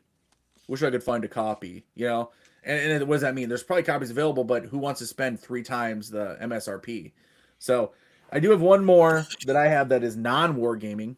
So I want to talk about the card game. So it says going to Ameritrash style. Warhammer Quest adventure card game / Heroes of Terranoth adventure card game / I think they're maybe trying to redo it. So it's the Sadler Brothers. So anyone who plays Ameritrash style games, adventure games. I love fantasy gaming, fantasy adventure games. You guys can't see it up there. I picked up a fantasy adventure game. I also want to get Dragons Down. And then right here is Fallen Lands. That's post-apocalyptic, but same idea. You set up a big map, move your character around, you go up in level. Basically, it's like playing, video game, but on your table. I think of not Hero Quest. That's a dungeon crawl. Although I do love dungeon crawlers, but thinking of what's the one from Flying? What's the one from? Shoot, what am I thinking of? Fantasy Flight Games. Okay. MSRP. That's the manufacturer suggested retail price. So sorry if it's not from America or English isn't your first language. Manufacturer suggested retail price. So MSRP is the publisher, manufacturer, whoever says sell this for $50. Well, as you know with these games, as Judd and I are talking, some of these games were, when they were new, it was this is a $30 game. Well, it's not $30 now on the secondary market, that's for sure. But anyway, so I would love to see reprinted, redone those adventure card games because I love the adventure games. I've been playing Return of the Heroes. Mark, great to see you. Enjoy the game tonight. I'm afraid one of you will be unhappy. It will be Wayne. Wayne will be very, very sad. I'll save the gloating till after Go Pack Go. After I'm just saying, we stole the Chiefs' best player and look at what happened to him. Joe Thuney. And when he left the Patriots, they fell apart. Some people say Brady, but it's really Thuney. Thuney moves to the Chiefs, wins a bunch of Super Bowls, leaves the Chiefs. They fall apart. He's with the Bears. Yep. Vince must be very important for calculating payment for the designer. Ooh, interesting. A little behind the scenes stuff. I didn't think of that. Probably makes sense. But anyway, so for Ameritrash style, that those adventure games, because I love the big adventure games that I play. But I want to have something that's more card game based. And the Sadler Brothers, they've been making these games, and they need to re-release something. They've talked about it for a couple years, but now they're designing some roguelike game, which is still okay, but it's not quite what I'm looking for.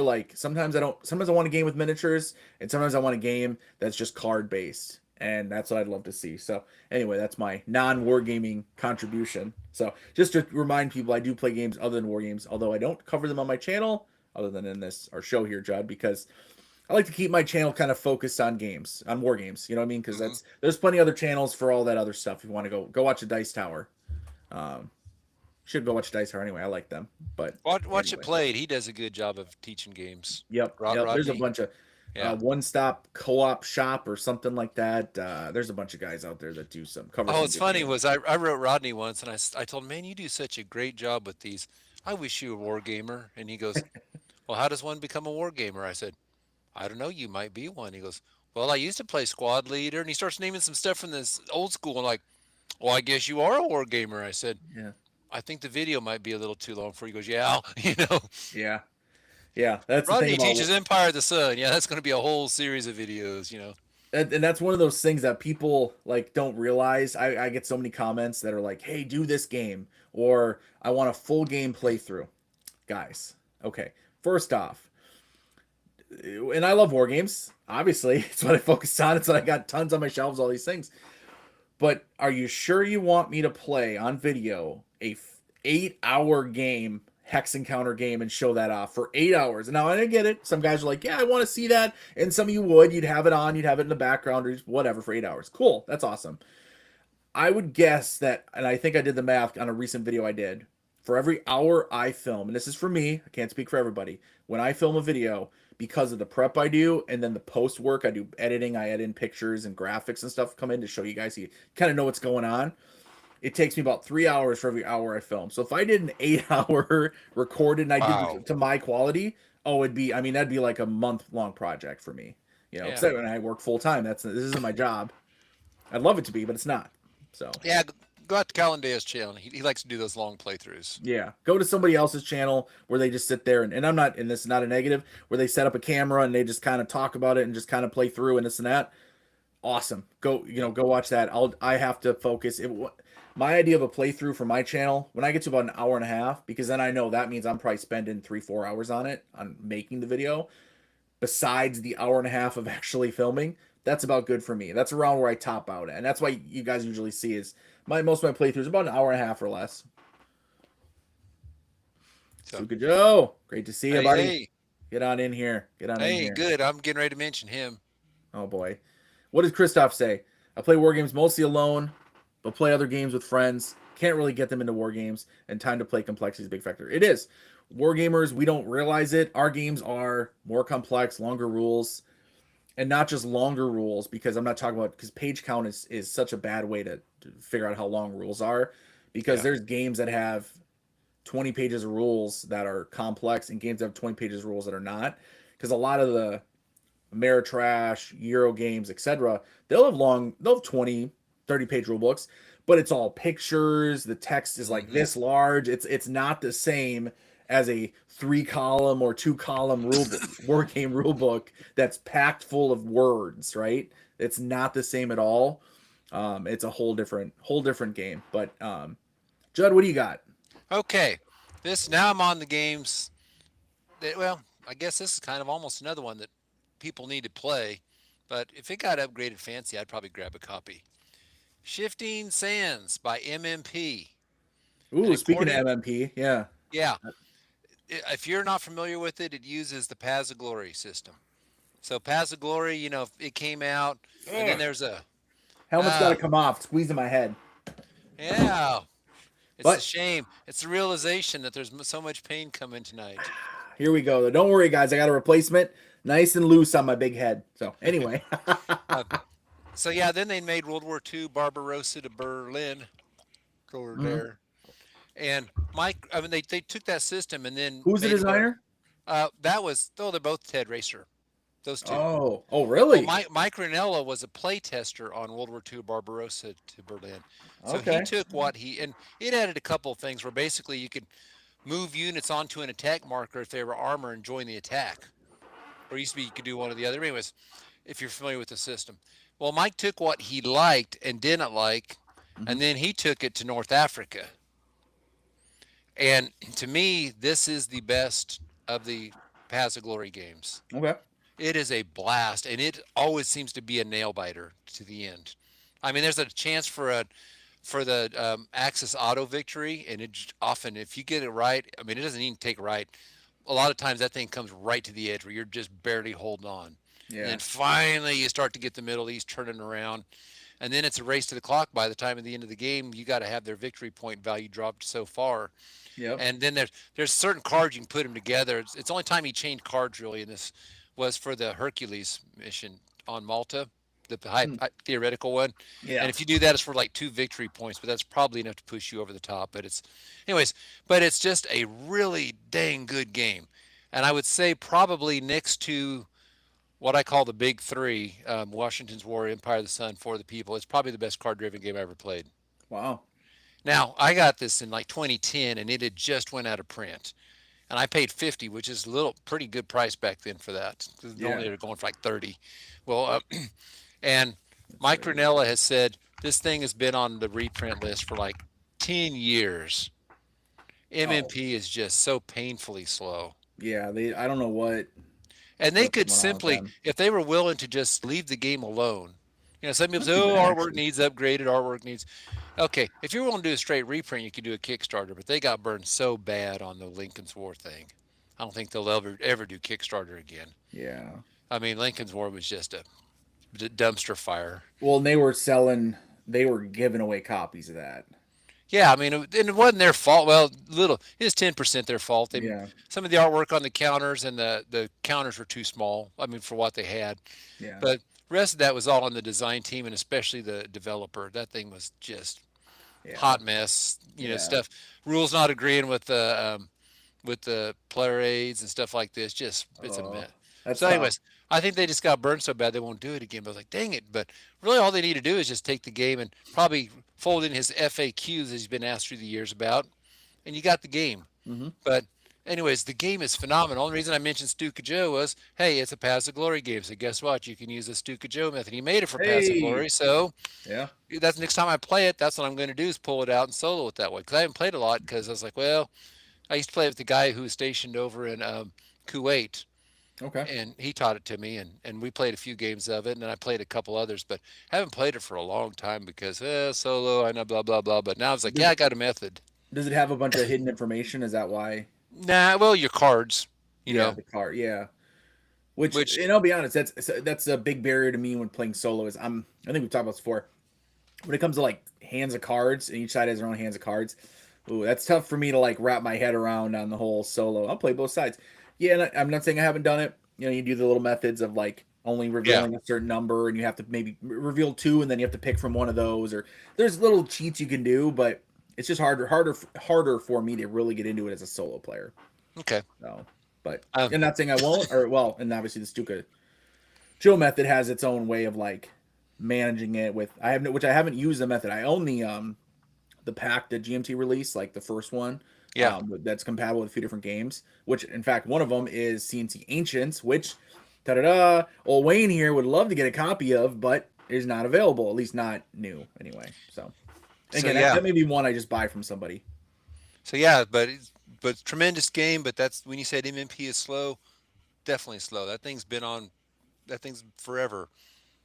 And Yeah, Mike just commented about it recently about, well, sorry, it's been on the wait list forever. yeah. I So don't know. Their MMP is interesting. they I think they just kind of they collect their money, and I don't mean this in a terribly negative way, but I feel like they just kind of collect their money from their ASL products, and then everything else is just secondary, right? All the other well, they releases used are to do the Dean secondary. Essig games and have a lot of success with them. What's Uh, that? the Dean Essig games, the Oh o- yeah, yeah, operational OCS series, yeah, yeah, yeah. Then they, yeah. Well, then I mean, they do keep SCS, yeah. releasing. So, for instance, the SCS games. I used to have a huge collection. I sold off almost all of them, but it's Panzer Battles, so Hmm. SCS, right? Standard Combat Series, and then the is that the Rome one, right? The Storm over Jerusalem, which I loved, and Scott Blanton, I'd been emailing him, and he said, "Sorry, Scott, I think I already talked about this already, but said he was working on a solo mode that MMP was going to release." I did kind of laugh when I read that in his email. I'm like, "Yeah, right." And sure enough, haven't seen anything about it, so I don't think it's going to happen. But Yeah. it's a good one though. So now I'm on to the games that I would like to see reprinted for myself. And somebody mentioned Hold the Line, and I thought, you know what? Maybe he's not talking about the Civil War. I wouldn't be talking about Frederick's War because it was re-released as Horse and Musket. I didn't Oh, like it as well. I thought Hollandspiel, right? yeah, I Yeah, didn't think Hollandspiel did that great of a job with it, but Frederick's War will never get redone because it's with Hollandspiel. So, anyways, it oh, is Hold the Line Civil War. Have you pl- oh, that's right. have you played it? No, isn't that? Didn't they? Is that one still available, or is that out of print? It's out of print now. Okay, all right. But they took Hold the Line and they deluxified it by putting blocks. They didn't need blocks. They're not Fog of War.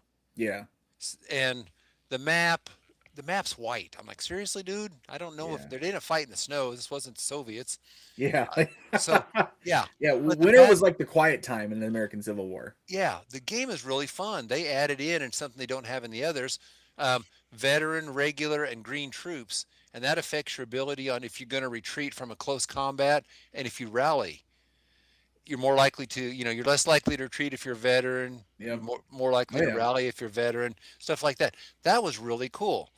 And the bad thing about it was it has 12 scenarios. I'm like, guys, this is the American Civil War. 12 scenarios. Seriously, you could have probably done 8 on Gettysburg alone. Yeah. Yeah. And I asked him once. I said, if you guys put out just a paper copy of like a booklet of scenarios, you can make a killing on that. And all it is paper. Yeah. But then there's a lot of playtests, and I even told him, I said, "Look, you got Battle Cry, you got 30 scenarios there as a template you could start from, Just because start. this Yeah. is a Start from it. because this uses the tiles just like all the other where you customize the On a board." grid, right? You have the Yeah, base grid, and then you put the like tiles for the terrain on there, right? yeah.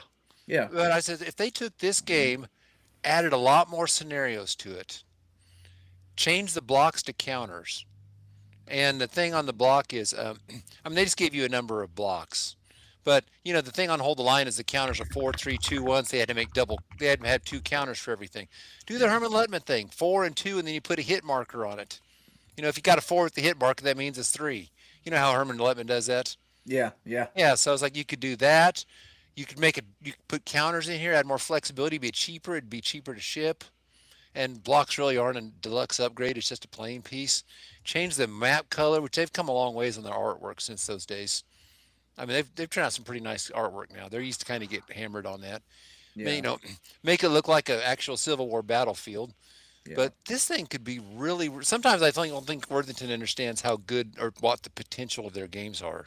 They kick it off and they do well, and then they go to the next Kickstarter. They And I'm kind of like, do that, guys, and yeah, I don't get that because like I agree with that 110%. Is like Worthington, they do such a good job like in the last 10 years of releasing deluxe games, high quality components, different styles of games. Some are reprints, some are new ones, but they're really good in general. I mean, I would say overall like 8 out of 10 style, a lot of them.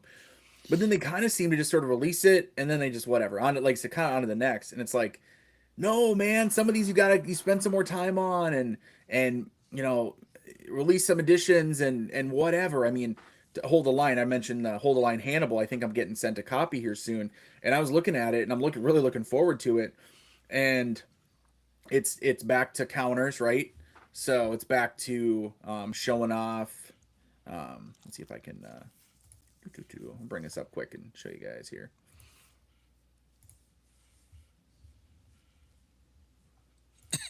So like it's not a very sexy look in the game, but it does bring the counters. This may be too big, too zoomed in. Loading image. Sucking up my internet. Never mind. That's someone's personal. I don't know why this guy has tape on his. I don't know why he's got a thing of tape right there. But anyway, at least it's counters. And so back to like having actual counters instead of blocks, but it looks good. It looks really good, clean look. I saw some there was one video, so one guy has a video on it, and that's what kind of sold me. I was like, I got to get a copy, and take a look at this one. So hold the line Hannibal, but it's just like I'm guessing this one is it's like they released it. I've heard almost nothing about it, and now I'm guessing that's gonna be it. It's just gonna kind of fade away, and it's like, oh man, well, it's Dan Forney. yeah, which So he does. maybe, I mean, I have. and I think he was the big developer on Great Battles of History. So who knows? Yeah, so This might do some stuff. He's done a bunch of stuff for Worthington, old Dan here. Yeah, The 1944 games, right? I've covered yeah. Battle of the Bulge. We talked Drop about that one. You like Zone. that one too, Yeah, right? I haven't Yeah. played that, but Drop Zone I love, and he made that DOH. travel game. Yeah. So By the definitely way, got some good ones. here's a picture of the map. Can you see that? Oh yeah, yep. It's a white map. I'm like, really, guys? That's Why not. is it? Yeah, why is it white? Just they think that maybe then everything else would stand out more on it, maybe. I don't know. They're blocks. They're 3D. They Interesting. stand up. So Hmm. I don't know. Just like, but yeah, they could really make a deluxe edition of this. And I just like, man, that's much needed. That thing could be a hit. They could do expansions off of it. Yeah. Stuff like that. I don't know, but I just wanted like guys, this is a really good game. You need to see pull this thing out more. Anyways, so my next one I've mentioned this before.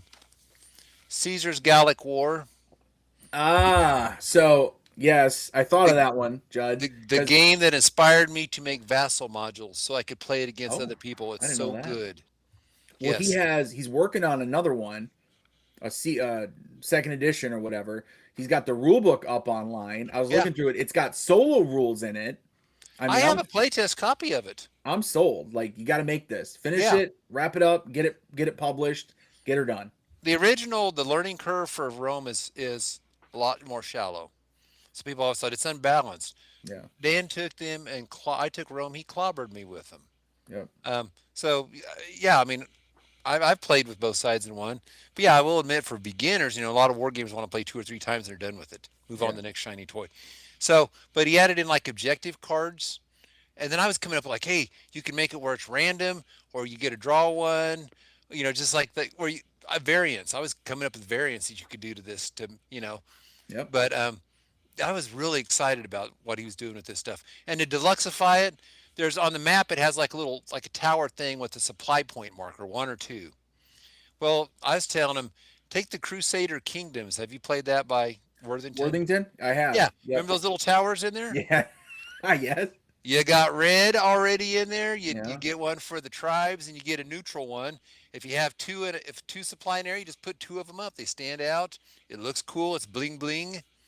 They don't have to do molds. The molds are already done. Yeah. I was like, there you go, guys. And I was all Speaking of, excited writing Grant all this, but hey, do this and do this and do this and do this. oh my But god. I Worthington didn't want to do it, so I then shopping it around. Yeah. But anyways, it's kind of a shame because Worthington would have done a really nice job with the bling. But Yeah. anyways, I'd love to see that thing done. I mean, I got my playtest copy, but I just love to see it get out there and finalized. Oh, for sure. For sure.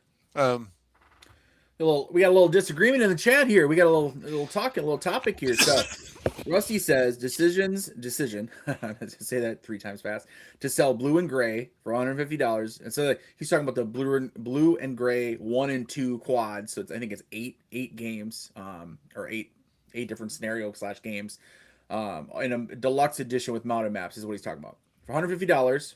Was bridge too far for me. Price is important for these reprints. Agreed. It was cheaper on the pre-order, a lot cheaper. I think I got it for like 80 or 90 on the pre-order. That's what I think I did. I got it a lot cheaper. But then Grumbling Grognard, living up to his name, just kidding, Grumbling. Are we at the point now where 8 games for $150 with modern maps is too much? You must not play any MMP games at all. So you both have points, I'd say. I would say 150, buying one box, whatever's in it, for $150. That's a lot to ask. I mean, you got to make sure that it's going to be something you're going to enjoy, have a lot of replayability. That's a lot of money to ask for. We've talked, Judd, you and me, we've talked about, because we just covered it on our most anticipated games, how much we had spent on some of these like Ameritrash / non-war games, right? Where I was talking about a game, a card game basically. I ordered everything for, kickstarted, waiting for. It's like $300. I think it was what Cthulhu Death May Die. You spent, so, but not quite the same comparison. yeah. But I do get it that you want, $150 is a lot to ask. But I do think that, and I haven't cracked the shrink yet on it, but I mean you do get basically 8 different battles on double-sided mounted map boards. Like it's you get a lot in that package. So, but is $150 that too much for that? Or just because it's 150, or you have to look at it like look at everything you get for $150. Yep. One of my rules for me is, well, I don't know what they are now because I don't hardly go, but movie tickets used to be $10. Yeah. And I figured I want 2 hours out of a movie. Hour and a half, I get bored. So basically $5 an hour. Yeah. So when I'm playing a game that's like $60, like, yeah, I might have only played it twice, but it took me this long to learn it, and I played it this long as a long war game. And it's kind of, price of a movie, and I've seen a lot of crappy movies. Yeah. But then there's also, everybody's got a different price point. But if you're one of those guys who are buying 5 new games a month, that's probably not for you because you're going to be one of those guys that play it once and move on. You just kind of burn through $150. If you're a guy that, yeah, I'll get it out. I'm going to play it. I'm going to play every scenario. I'm going to dig into this. And yeah, that'd probably be pretty good investment. But one of the things I do is every few years I'll cull games. Clean out because I only Oh have yeah. so much shelf room, stuff like that. Or, you Yep. know what, this was a good game, but I'm not really going to play it again. I've got too many other games, stuff like that. Yep. Well, I mean, I bought that. I mean, I would never do this otherwise. The Terminator Genesis expansion, super rare, super hard to get. It's just hard to find anybody Yeah. buy one. I said I'd go up to $300 on that because I was realizing if I didn't, I tried and tried and tried. I heard rumors in Australia. I called the Australian place to see if they had it. I mean, but I found a guy who sold me both the base game and that for like 260. So I'm like, well, I can spin that duplicate copy off for like $100 probably, and I'm only paying 160. I'm like, that's a lot of money for an expansion. But I'm like, you know what? I sold a bunch of games. I don't want to go replace it with 15, 20 games. I'll go crazy with this thing. I wanted really bad. So Yeah. I'll call them, and then I've done that before. I got Space Hulk third edition one time for like 150, and I got a German dinosaur Ameritrash game. Ended up selling them off and making most of my money back, almost all of Yep. it. But yeah, it's kind of like one of those. If you're one of those guys that inch deep and a mile wide and you barely play them, 150 is too much probably for you, definitely. But Yeah. and Yeah. it's your own personal price point what you spend on them, you know. Well, and So here's the deal. Yeah, we're not all the same. I mean, we're not, yeah, and it's not a bad thing or a good thing. It's just everyone's different on their budget, time they want to spend, money they want to spend. You may have the money, but you're just like, I'm not spending that on a game or whatever. Okay, yeah. that's fair. I mean, My friend fair Rob enough. that did the Galaxy Command. You look at his gameplays, man. He's played games like 85 times. He's played Command and Colors Ancients. I think he cleared his 700th game. But I mean, his price point thing is almost like I think he wants to spend 10 cents a game per play or something on it. He's an Yeah, economics professor too. So I was he's kidding got about that. Yeah, he he's doesn't go for those $100 games I'm going to play 3 or 4 times. He plays the heck out yeah, of them. So I was like, well, you got your money's worth, that's for sure. yeah. So, Uh, but sometimes I bought dog games or sometimes like, what the heck was I thinking? I mean, when I was coming off of chemo, I got the sniper game from Compass. When the game arrived, I go, what the heck did I want? I don't want to be a sniper. Like, I don't want to be a pirate from Jerry Seinfeld. yeah. Um, I don't I was get like, tired. no, no, I don't want to do this. I'm like, why did I even buy this game? Like, chemo would be crazy on your brain. So I immediately Yeah, sold it off. Then found out the game was a dog, so I got lucky. But yeah, sometimes, but I think I bought it for 50 and sold it for 30. When those happen, I just say, well, that was a $20 life lesson. yeah. Be smarter next time, and eventually you figure out, you know, And what you here's the like. deal. I've gone to the movies and spent however much and realized like, well, that was kind of not a great movie. And I just Yeah. spent, $15 a ticket. Say it's me and my wife. It's $30 now. Popcorn's like $10 itself. I mean, we're spending 50, $60, and it's like, well, that wasn't even that enjoyable. It was enjoyable spending time with her, but the movie itself maybe wasn't that good. That's $60. And there's no return on that. Yeah. I don't get to resell my experience like a game. Like, and that's the thing, we're kind of spoiled in war games is that a lot of our games, they hold their value pretty well. So like you can resell or trade equivalent value. So once you build up a little bit of a collection, I feel like it's kind of self-fulfilling to a degree. Like at least in my Yeah. experience. Unless you just And, only buy and never sell, which well good for you then. You must have unlimited space. and because I can't refuse to take a jab, imagine getting burned in all 3 Star Wars sequel movies. Yeah. That crap. Spent a Yeah. lot of money on that crap. Oh. So Rusty said skip the amount of maps and sell for $100, getting more realistic. 150 is a lot to ask for something you may not even like. Well, maybe. Yeah. It's up for you to decide. I do a ton of research before I buy games. Yeah. I mean, I'll go to I don't look at ratings. Numbers mean nothing because, people have vendettas Oh, I don't. against designers. I'm giving one because I don't like him.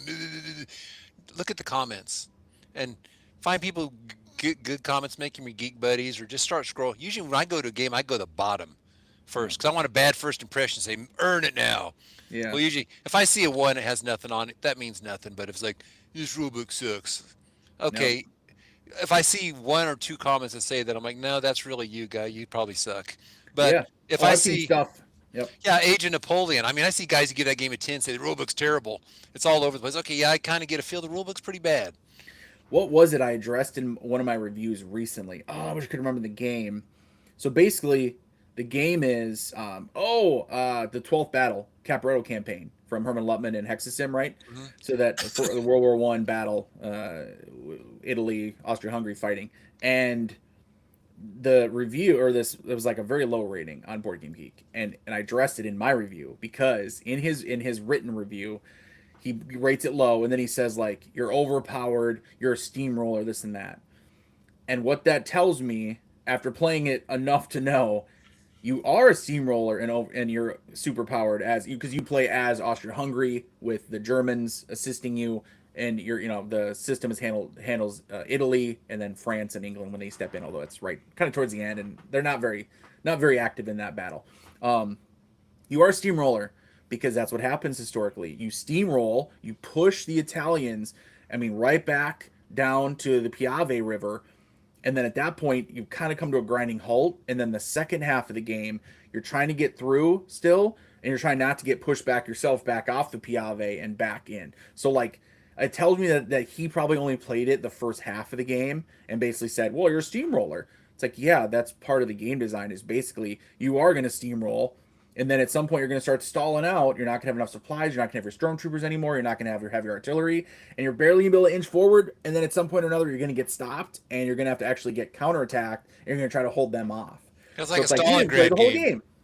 Yeah, it's like a Stalingrad game. Stop on turn 3. The Germans are unbeatable. Germans are unbeatable. Yeah. Oh, really? Did you play the whole game? And that's something where it's like sometimes you got to play the whole game, guys. Come on, you got to play the whole game. I saw a guy put on Hands in the Sea that him and his friend had developed an unbeatable Rome strategy. The game is broken. And I wrote him and I said, hey, I said, what is? And he told me, I said, I can beat that strategy. He said, want to play on Vassal? No, we tried it. It's like him and his buddy tried it like 3 times, so they knew. I'm like, yeah, I played the designer like 25 times. I said, I'll play on Vassal. I'll show you it doesn't work.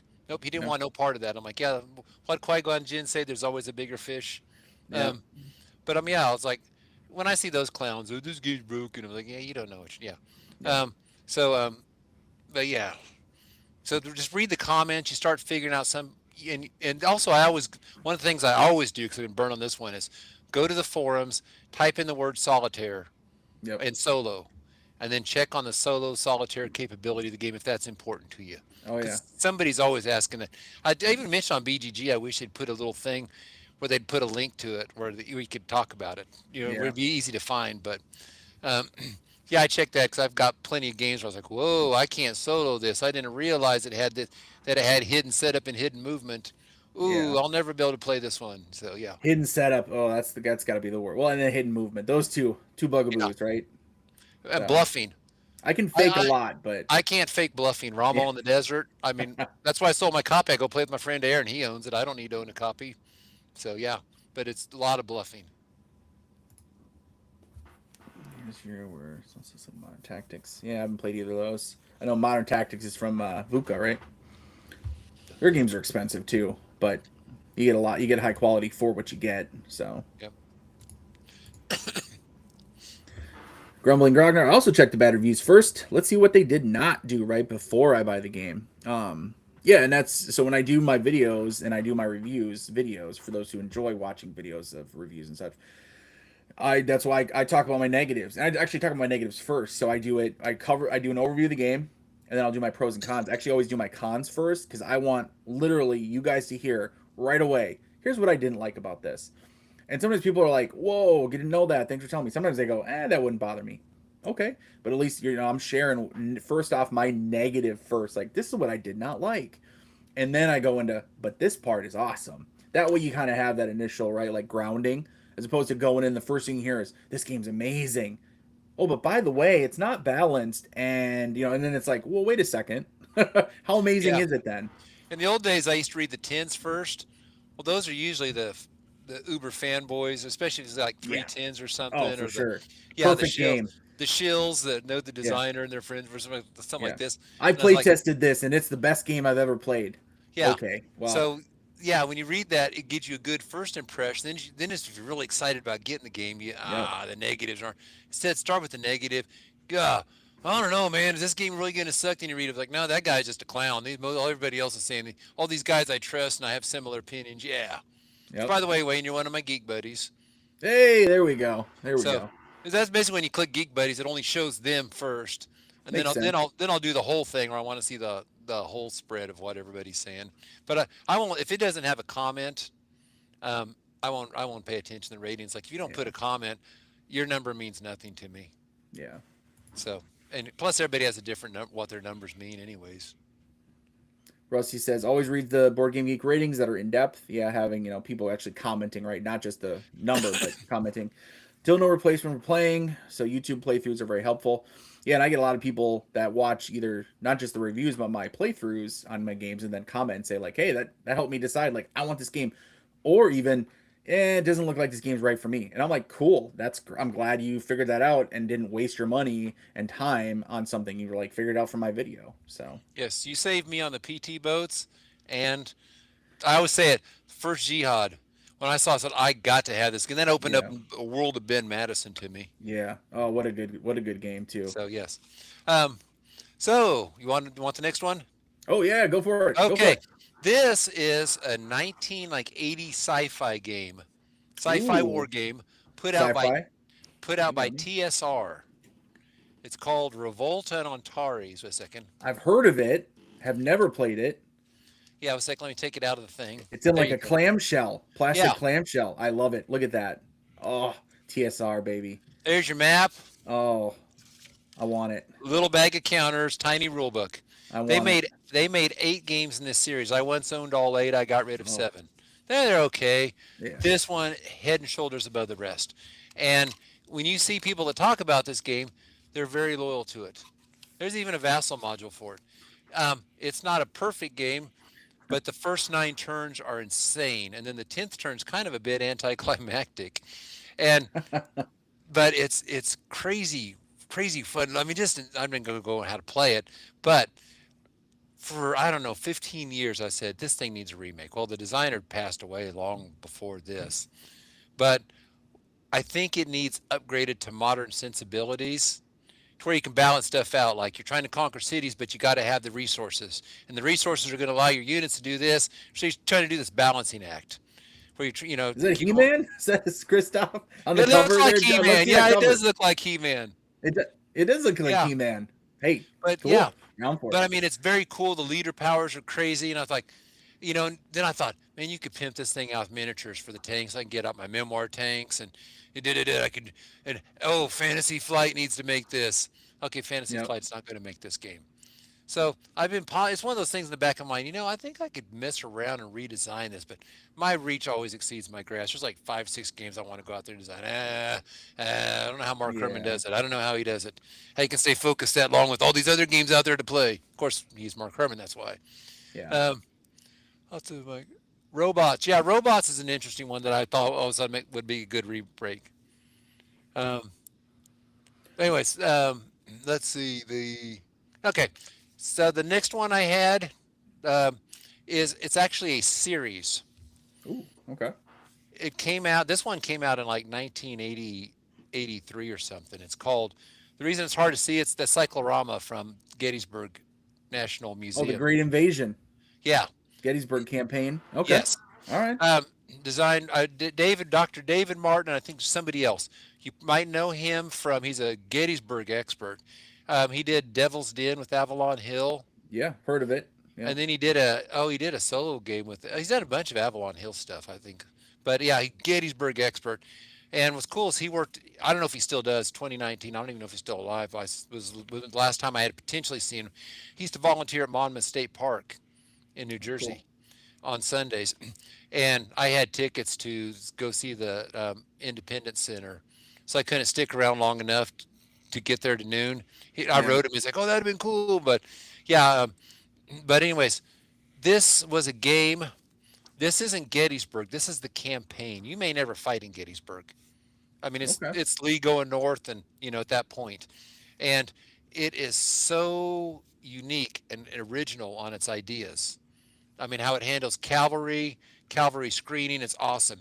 Bluffing, you don't know what Lee's trying to do. There's like 5 objectives, and he pulls out one chit and leaves it upside down and puts the others in the box. And how you score points is based on what your chit was. If you're trying to break the Army of the Potomac, casualties are obviously worth a lot more victory points. If you're trying to resupply your army, they're worse. And the requirements say, well, you need to at least have so many of each. So that way you're not telegraphed from what you're doing.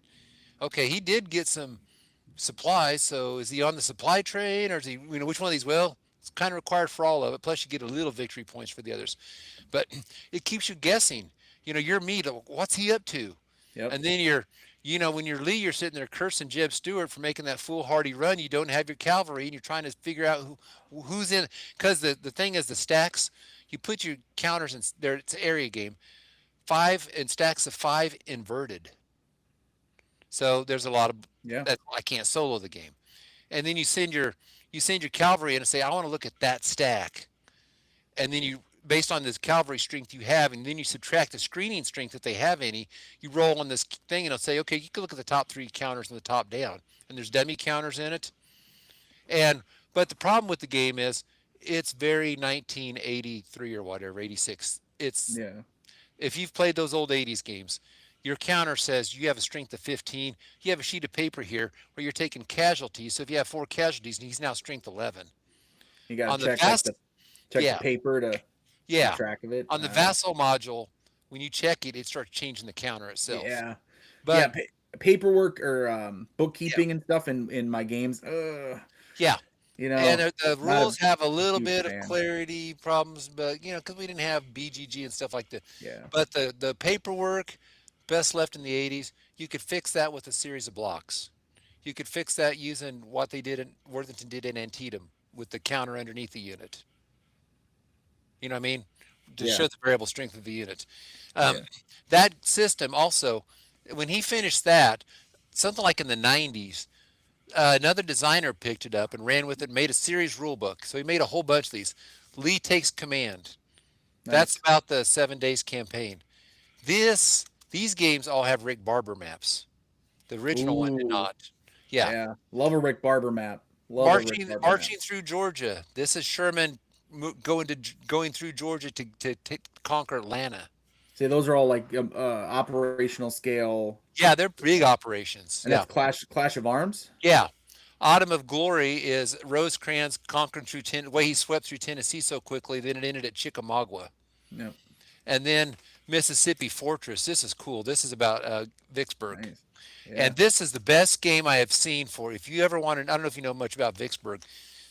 Grant tried many ways. Vicksburg, yeah. He tried many ways to get to Vicksburg. Mhm. Oh, And yeah. then he finally went down the river, went across, had the gunboats run the guns, because he had all his guns up there, and then take his guys across the river. No supply. Watch the there's And- Blind Swords game, the Chickasaw Bayou Prelude to Okay. Vicksburg. Really good. People, yeah, like I said, if you don't really dig into it, and even as someone who's gotten into the American Civil War more recently, I guess, compared to some, it's interesting to learn. I was like, oh wait, this was like a full drive on Vicksburg that basically had to be aborted. Never mind, this isn't working, and it had to pull back Yeah. and resupply and come up with a new plan because the one plan they tried didn't work at all. I didn't realize that. I kind of always thought it was more of like one campaign. It when eventually No. they did it. No, They tried to reroute the river. That's how desperate they were. Yeah, like anything. What can we do to Yeah. try to freaking And get this there were fortress? swamps north of it, so they kept trying to attack. And the Yep. swamp is terrible to go through. And I tell Yep. people, you ever want to know why Grant did it? It doesn't look like a foolhardy move. Cut his supply, and basically he cut it and ran a real fast around. Then they hit. They got into Vicksburg for the siege. Now he connected the supply line back up. Yep. But if you ever want to know why he did what he did, play this game and try the other stuff. It doesn't work. I mean, they don't let you reroute the river, but you can definitely attack from the north. And then they offer variants, like what if Lee had released some units from Gettysburg to go help him relieve? But We bottled up in What did the rebels bottle up like 40,000 men in Vicksburg? It's like, why did you do that? You think you're just gonna stay sieged up for a million years? Like, what were you doing? You have to get. I don't get it. Yeah, the place is really cool, by the way, if you ever go see it. But what's interesting is, naturally, the river is not right up next to Vicksburg anymore. It's moved naturally, but Yeah. Oh yeah. very, very cool National Historic Site, and that shows some of the places why they had such a hard time getting that siege broke through. I mean, man, they had some good defenses, but basically they starved himself out. But anyways, those games are really cool, but they need upgraded for modern sensibilities. The combat system is very cool, a little too complex, and from what I read on some of the stuff on ComSim World, not quite bloody enough. And I was like, if you took something like what Mark Herman did in France 1944 in the remake or the upgrade, he simplified the combat system. And I'm sitting there saying you could simplify the combat system in this. You could do this. I mean, Daniel Berger and I both independently come up with ideas about this stuff. I think we both wanted to take a mess around with it. That Yeah. I think there's a good game in here. Now I don't think Clash of Arms will ever remake it. Yeah. I don't even know if Clash of Arms is making games anymore. I never see anything from them. No But idea. Yeah. but yeah, I mean it's a just a really. But the problem is when you read it, people will have great comments about it, but they'll say the same thing. I got rid of my copy because I couldn't play anybody. Yep. A lot of hidden information in it. Okay. So, but anyways, love to see that. Um, so yeah, let's see.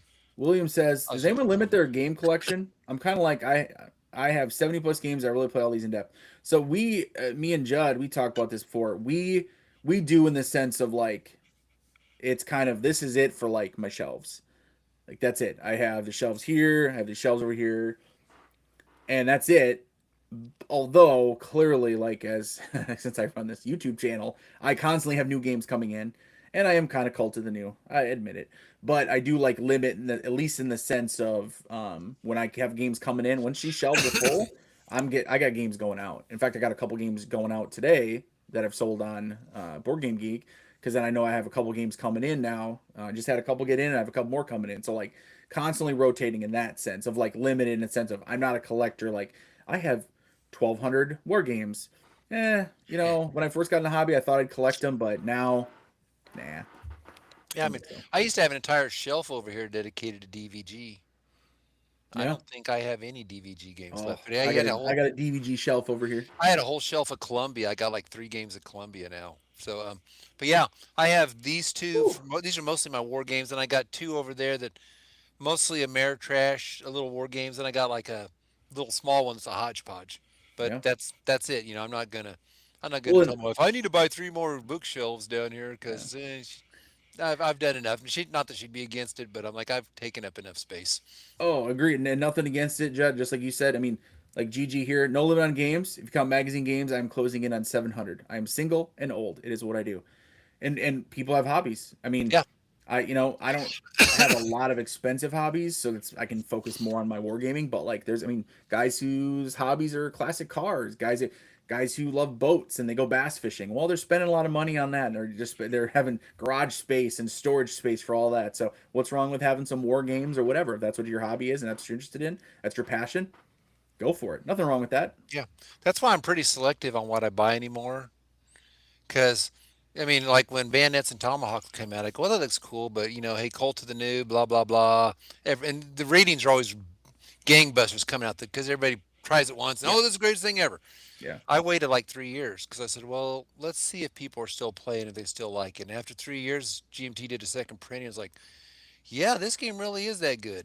yeah. So yeah, I took my time on it, Oh but yeah, part of it's like I look at a Market Garden game, like, ooh, there's a new Market Garden game by so and so. I was like, I got 5 Market Garden games. Do I really feel like I'm missing anything in my Market yeah, Garden life? It's like I got a complex game, I got a simple game, I got a medium game, and or an area impulse, a card driven type of thing. I was like, am I really missing anything? And yeah. no, You know, okay, I don't need that one. Like I passed on a lot of the Simonich 44 games because I'm like, I already got a game on that, and I'm pretty happy. And yeah, one thought is, well, the grass might always be greener. I'm like, I've just learned through the years, grass ain't usually greener, and if I'm not missing anything, if I didn't, so I'm more into topics like that.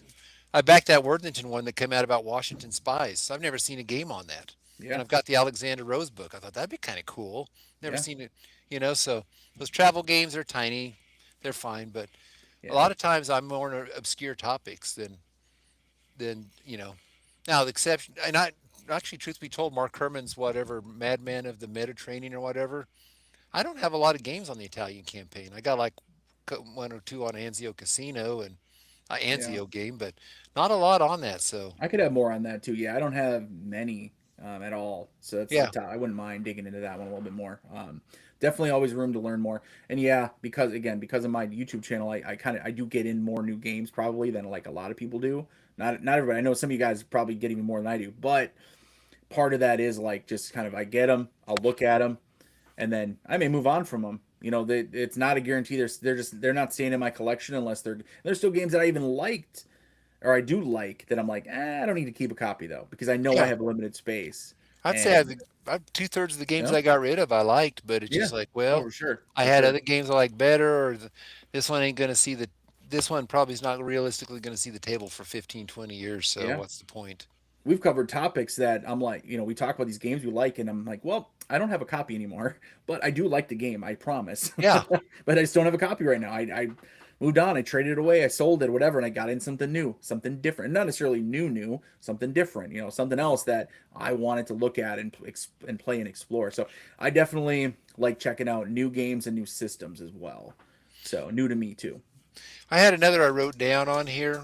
I used to own the game, a Victory Point game, folio desktop printers publishing quality called Caesar XL. Oh, Have you that's yeah, yeah. Joe Miranda, CGG. Um, uh, Roman Civil I was War? just looking at that Caesar XL because I was looking at picking up some new Caesar games, Julius Caesar games, and I saw that, and I just went on Board Game Geek because like search for Caesar, and I saw that one pop up. I'm like, huh, and I clicked it and whatever. I didn't dig too deep into it, so Yeah, it's not a good solo experience. all right, But the thing about it was Joe Miranda, who lots of clever ideas. You got to yep, team him up with a really good developer. yeah, He doesn't develop. yeah, And from my inside source I had at VPG, said Alan Emmerich had too many irons in the fire and couldn't dedicate the time on that one. yep, So there's stuff like where you can spend money to buy troops and do this stuff, or you can buy this card objective, and it might be an opponent, something for your opponent. I'm like, why do I want to waste my money on that? That's dumb. yeah, Well, they could have done yeah, some like draw three, pick out one, or.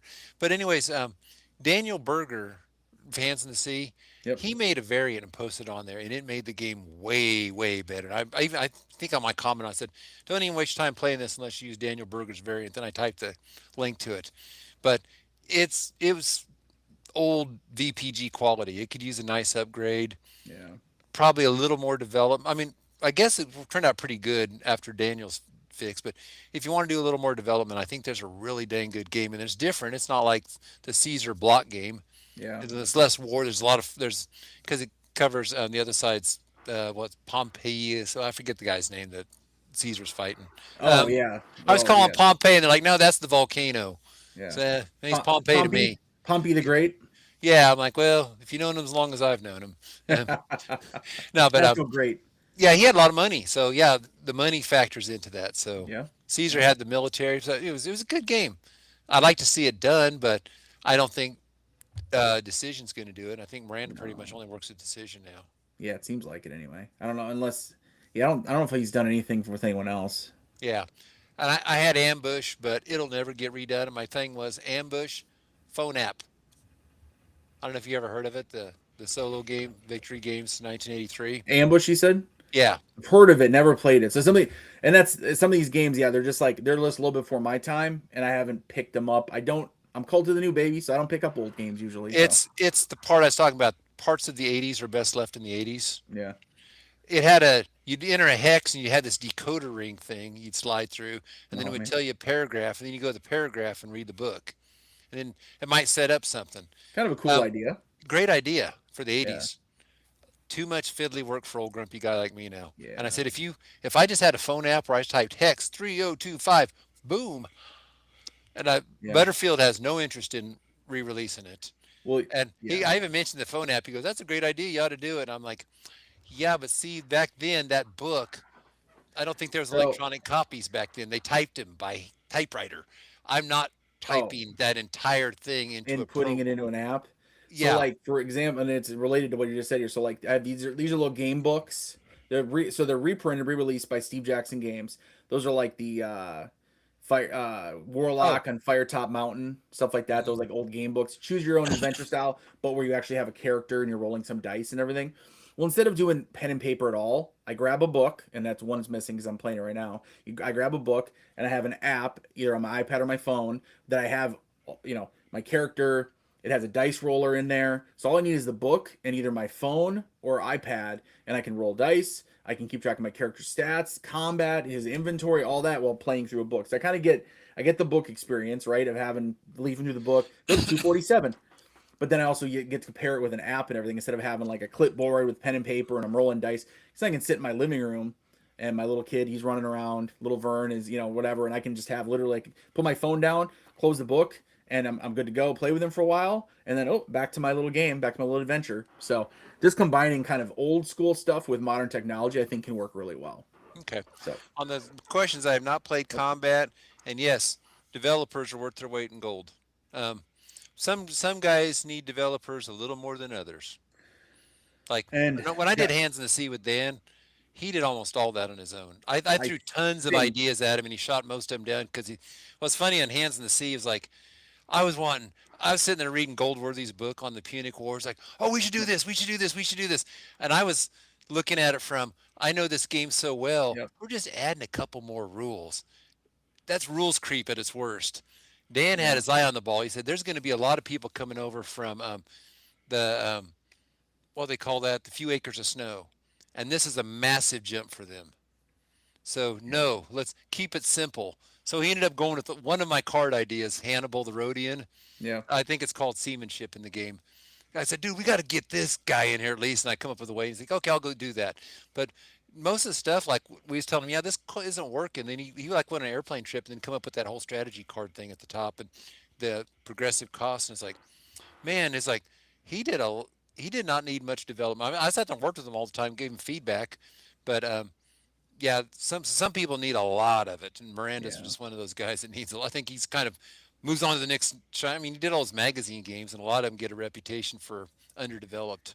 Which they only have. I mean, and to his credit, he only has how much time to make a game and design it, Yeah, and then so it's like I'm not saying that's a good thing that they still push out X amount that fast, but like it kind of makes sense that sometimes they're going to see, well, this seems underdeveloped. Well, it is because they had 2 months to make yeah. But it. if you look at his games with Victory, where he was working with Emmerich really well, they they were Yeah. really good. And then the ones where like Caesar XL is Well, like Arbed Madison, I feel like his best games are probably when Wes Ernie probably works with him. Um, I'm not saying he can't do it without him, but like probably the best ones I can think of yeah. anyway. Wes is But a man. Wes is brilliant, crunching Wes numbers and Wes is although, and this is I love you guys, love Arbed Madison and Wes Ernie, especially like I said, great team together.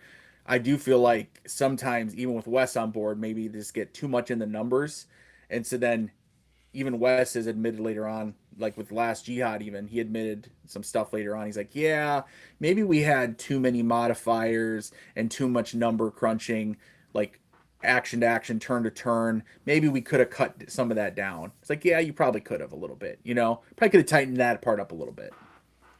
hmm Christoph, there have been games with app assist, but many board gamers don't want to use them. I think it's a great tool to be able to process and make board games more fun. Yeah, so like right now, there's a big in the hobby board gaming industry. So outside of war games, because war games have barely any apps. Certainly no official apps. Like I don't even know if there's a single official app for a board game, for a war game, excuse me. But in hobby board gaming, as Judd knows, there's lots of app assisted games, dungeon crawls, or especially adventure games, etc.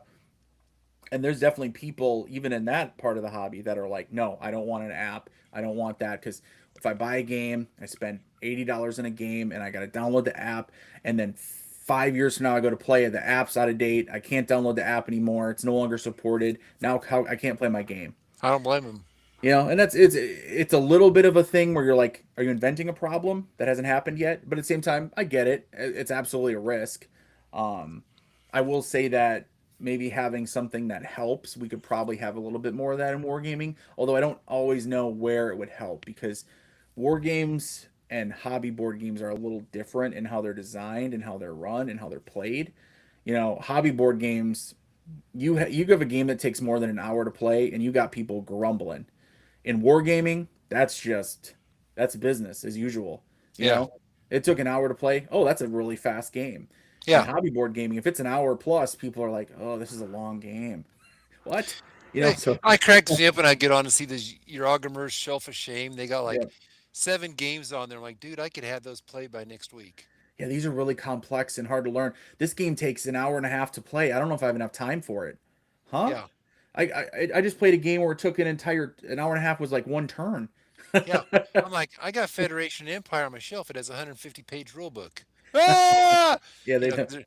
Well, somebody said Euro games they print their rule books look like pizza flyers. Um, Mike in the chat. Howdy, Mike. Or else, and then Mike Porcelli. And then, yeah, because he mentioned Space Empires has an app for the oh, AI. that's cool. I got to look that up. Yeah, I didn't know that.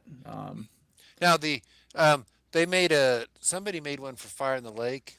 It looks like it says Gia Long, and it's supposed to do some of the bot stuff automatically or Oh, something. yeah, that's right. So I guess, I guess I was wrong. And I kind of But misspoke. There's definitely yeah, some coin games have apps that assist with like the bot. I know but the bot's GMT. also on paper, so you had the Yeah, backup. yeah. So like, but you're right that there are some coin game apps for sure. I know like Red Dust Rebellion, which I covered on my channel. I just played all four sides of all four factions, Yeah. and I did a video on it, which is one of my more popular videos. I think it has like 7,000 views or something. But anyway, there's a Sky Crane app so that can manage the bots for you. Because someone actually played it, and I think they used the app and they posted online, and they had it play all four factions for them. So they played zero. So it was a 0-player game. They just guided every action based on what the bot wanted, and the game ended in like 2 turns. And Wow. yeah, the whoever designed the bots, I can't remember if it's Jason Carr or who did the bot for that one or whatever, was like, well, it's not designed for it to fight against itself solely. You're still supposed to be a player in there I somewhere. played Churchill and let them all slug it out. That was kind of fun. 0-player game. It's Yeah. like, geez, that's so funny. It's There like are a playing couple. Oh, sim all like a war game on your computer and being like, just simulate all or whatever. there's there are a couple. They're not required. They're just aids people have made. Memoir 44 has a tremendous app. It has all the terrain, scenarios, just tons of stuff on there for you to all those extra cards and things they make to explain it's all right there on your app. You don't need it to play the game, but it's a nice reference. And then Yeah. somebody made one for Nemo's War to calculate your score while you're going. Oh, And then yeah, you can yeah. you can say, hey, what if I flip my motive? What would my score be? And I always tell people when people are like, oh, the scoring so I don't know how to win in this thing. Say, play with the Nemo's app. You'll start figuring it out real quick. Yeah. So, but Yep. but yeah, I don't have any war games that require an app to play, and I see that. Yeah, I'd have. No. The thing, they're all assisted. I mean, because there's games, yeah, that require, like I said, dungeon crawlers that require like use an app as part of it. Like that's part of the game. Like you have Yeah. to have the app. Um, there's ones that assist. I've seen in hobby board gaming where they assist in scoring. Like literally, the game is done. You have the board out. You take a picture of the board, and then the app calculates the scoring for each Wow. side. Um, there's what's the one where it's the ships, and they actually you like place them down, and it's all basically like little hex kind of ships, spaceships, and there's asteroids and stuff, and then you take a picture of it with the app, and it actually plays out like an animated fight, and it's with every ship shooting, because basically as you lay them, you don't know kind of you can kind of know where they're pointing, but you don't know who's pointing at you and this and that. So when you take the picture, it'll like animate and show them shooting. Okay, this ship fires first because of its speed is faster. Then this one damages this ship. Then this one won't fire. Asteroid gets in the way, and it actually plays it out as like an animation. It's Huh. pretty wild stuff. It's pretty cool stuff. So I don't know if that really fits wargame in general, but just an idea of what apps are doing nowadays to Yeah. help people and as part of gaming in general. So Now, back in the day of Victory Games, like I said, I'm pretty sure they did all their stuff on typewriters. Because yeah. 1983 for that. Click, click, click. Yeah. Yeah. I remember Mark Herman's telling me when he did Gold Strike, he just basically typed a thing, then handed to I forget his name, the guy who made all the rule books, and he Start just oh, that's funny. yeah, it's kind of funny. But yeah, if they would have had an electronic copy, I might have been willing because I was crazy back then, about 15 years ago, to put it into a Visual Basic program. Mm, Problem is, all the Macintosh users would be screwed. yeah. It only works on Windows, but basically turn it into an exe file, and now it would still run on modern Yeah. machines. Yep. But basically, it'd be tied to a database, and I was like, well, I could do that as long as I could copy and paste all the stuff and not have to retype all those words. Yeah. But Retyping. Oh no, thank you. yeah, and everybody was like, man, I'd love to see Ambush redone, but yeah, but it's never going to be done, John. Butterfield said no, and I don't think Eric Lee Smith's interested in either. U-Boot has to have an app. FY, it doesn't work if you call that a war game.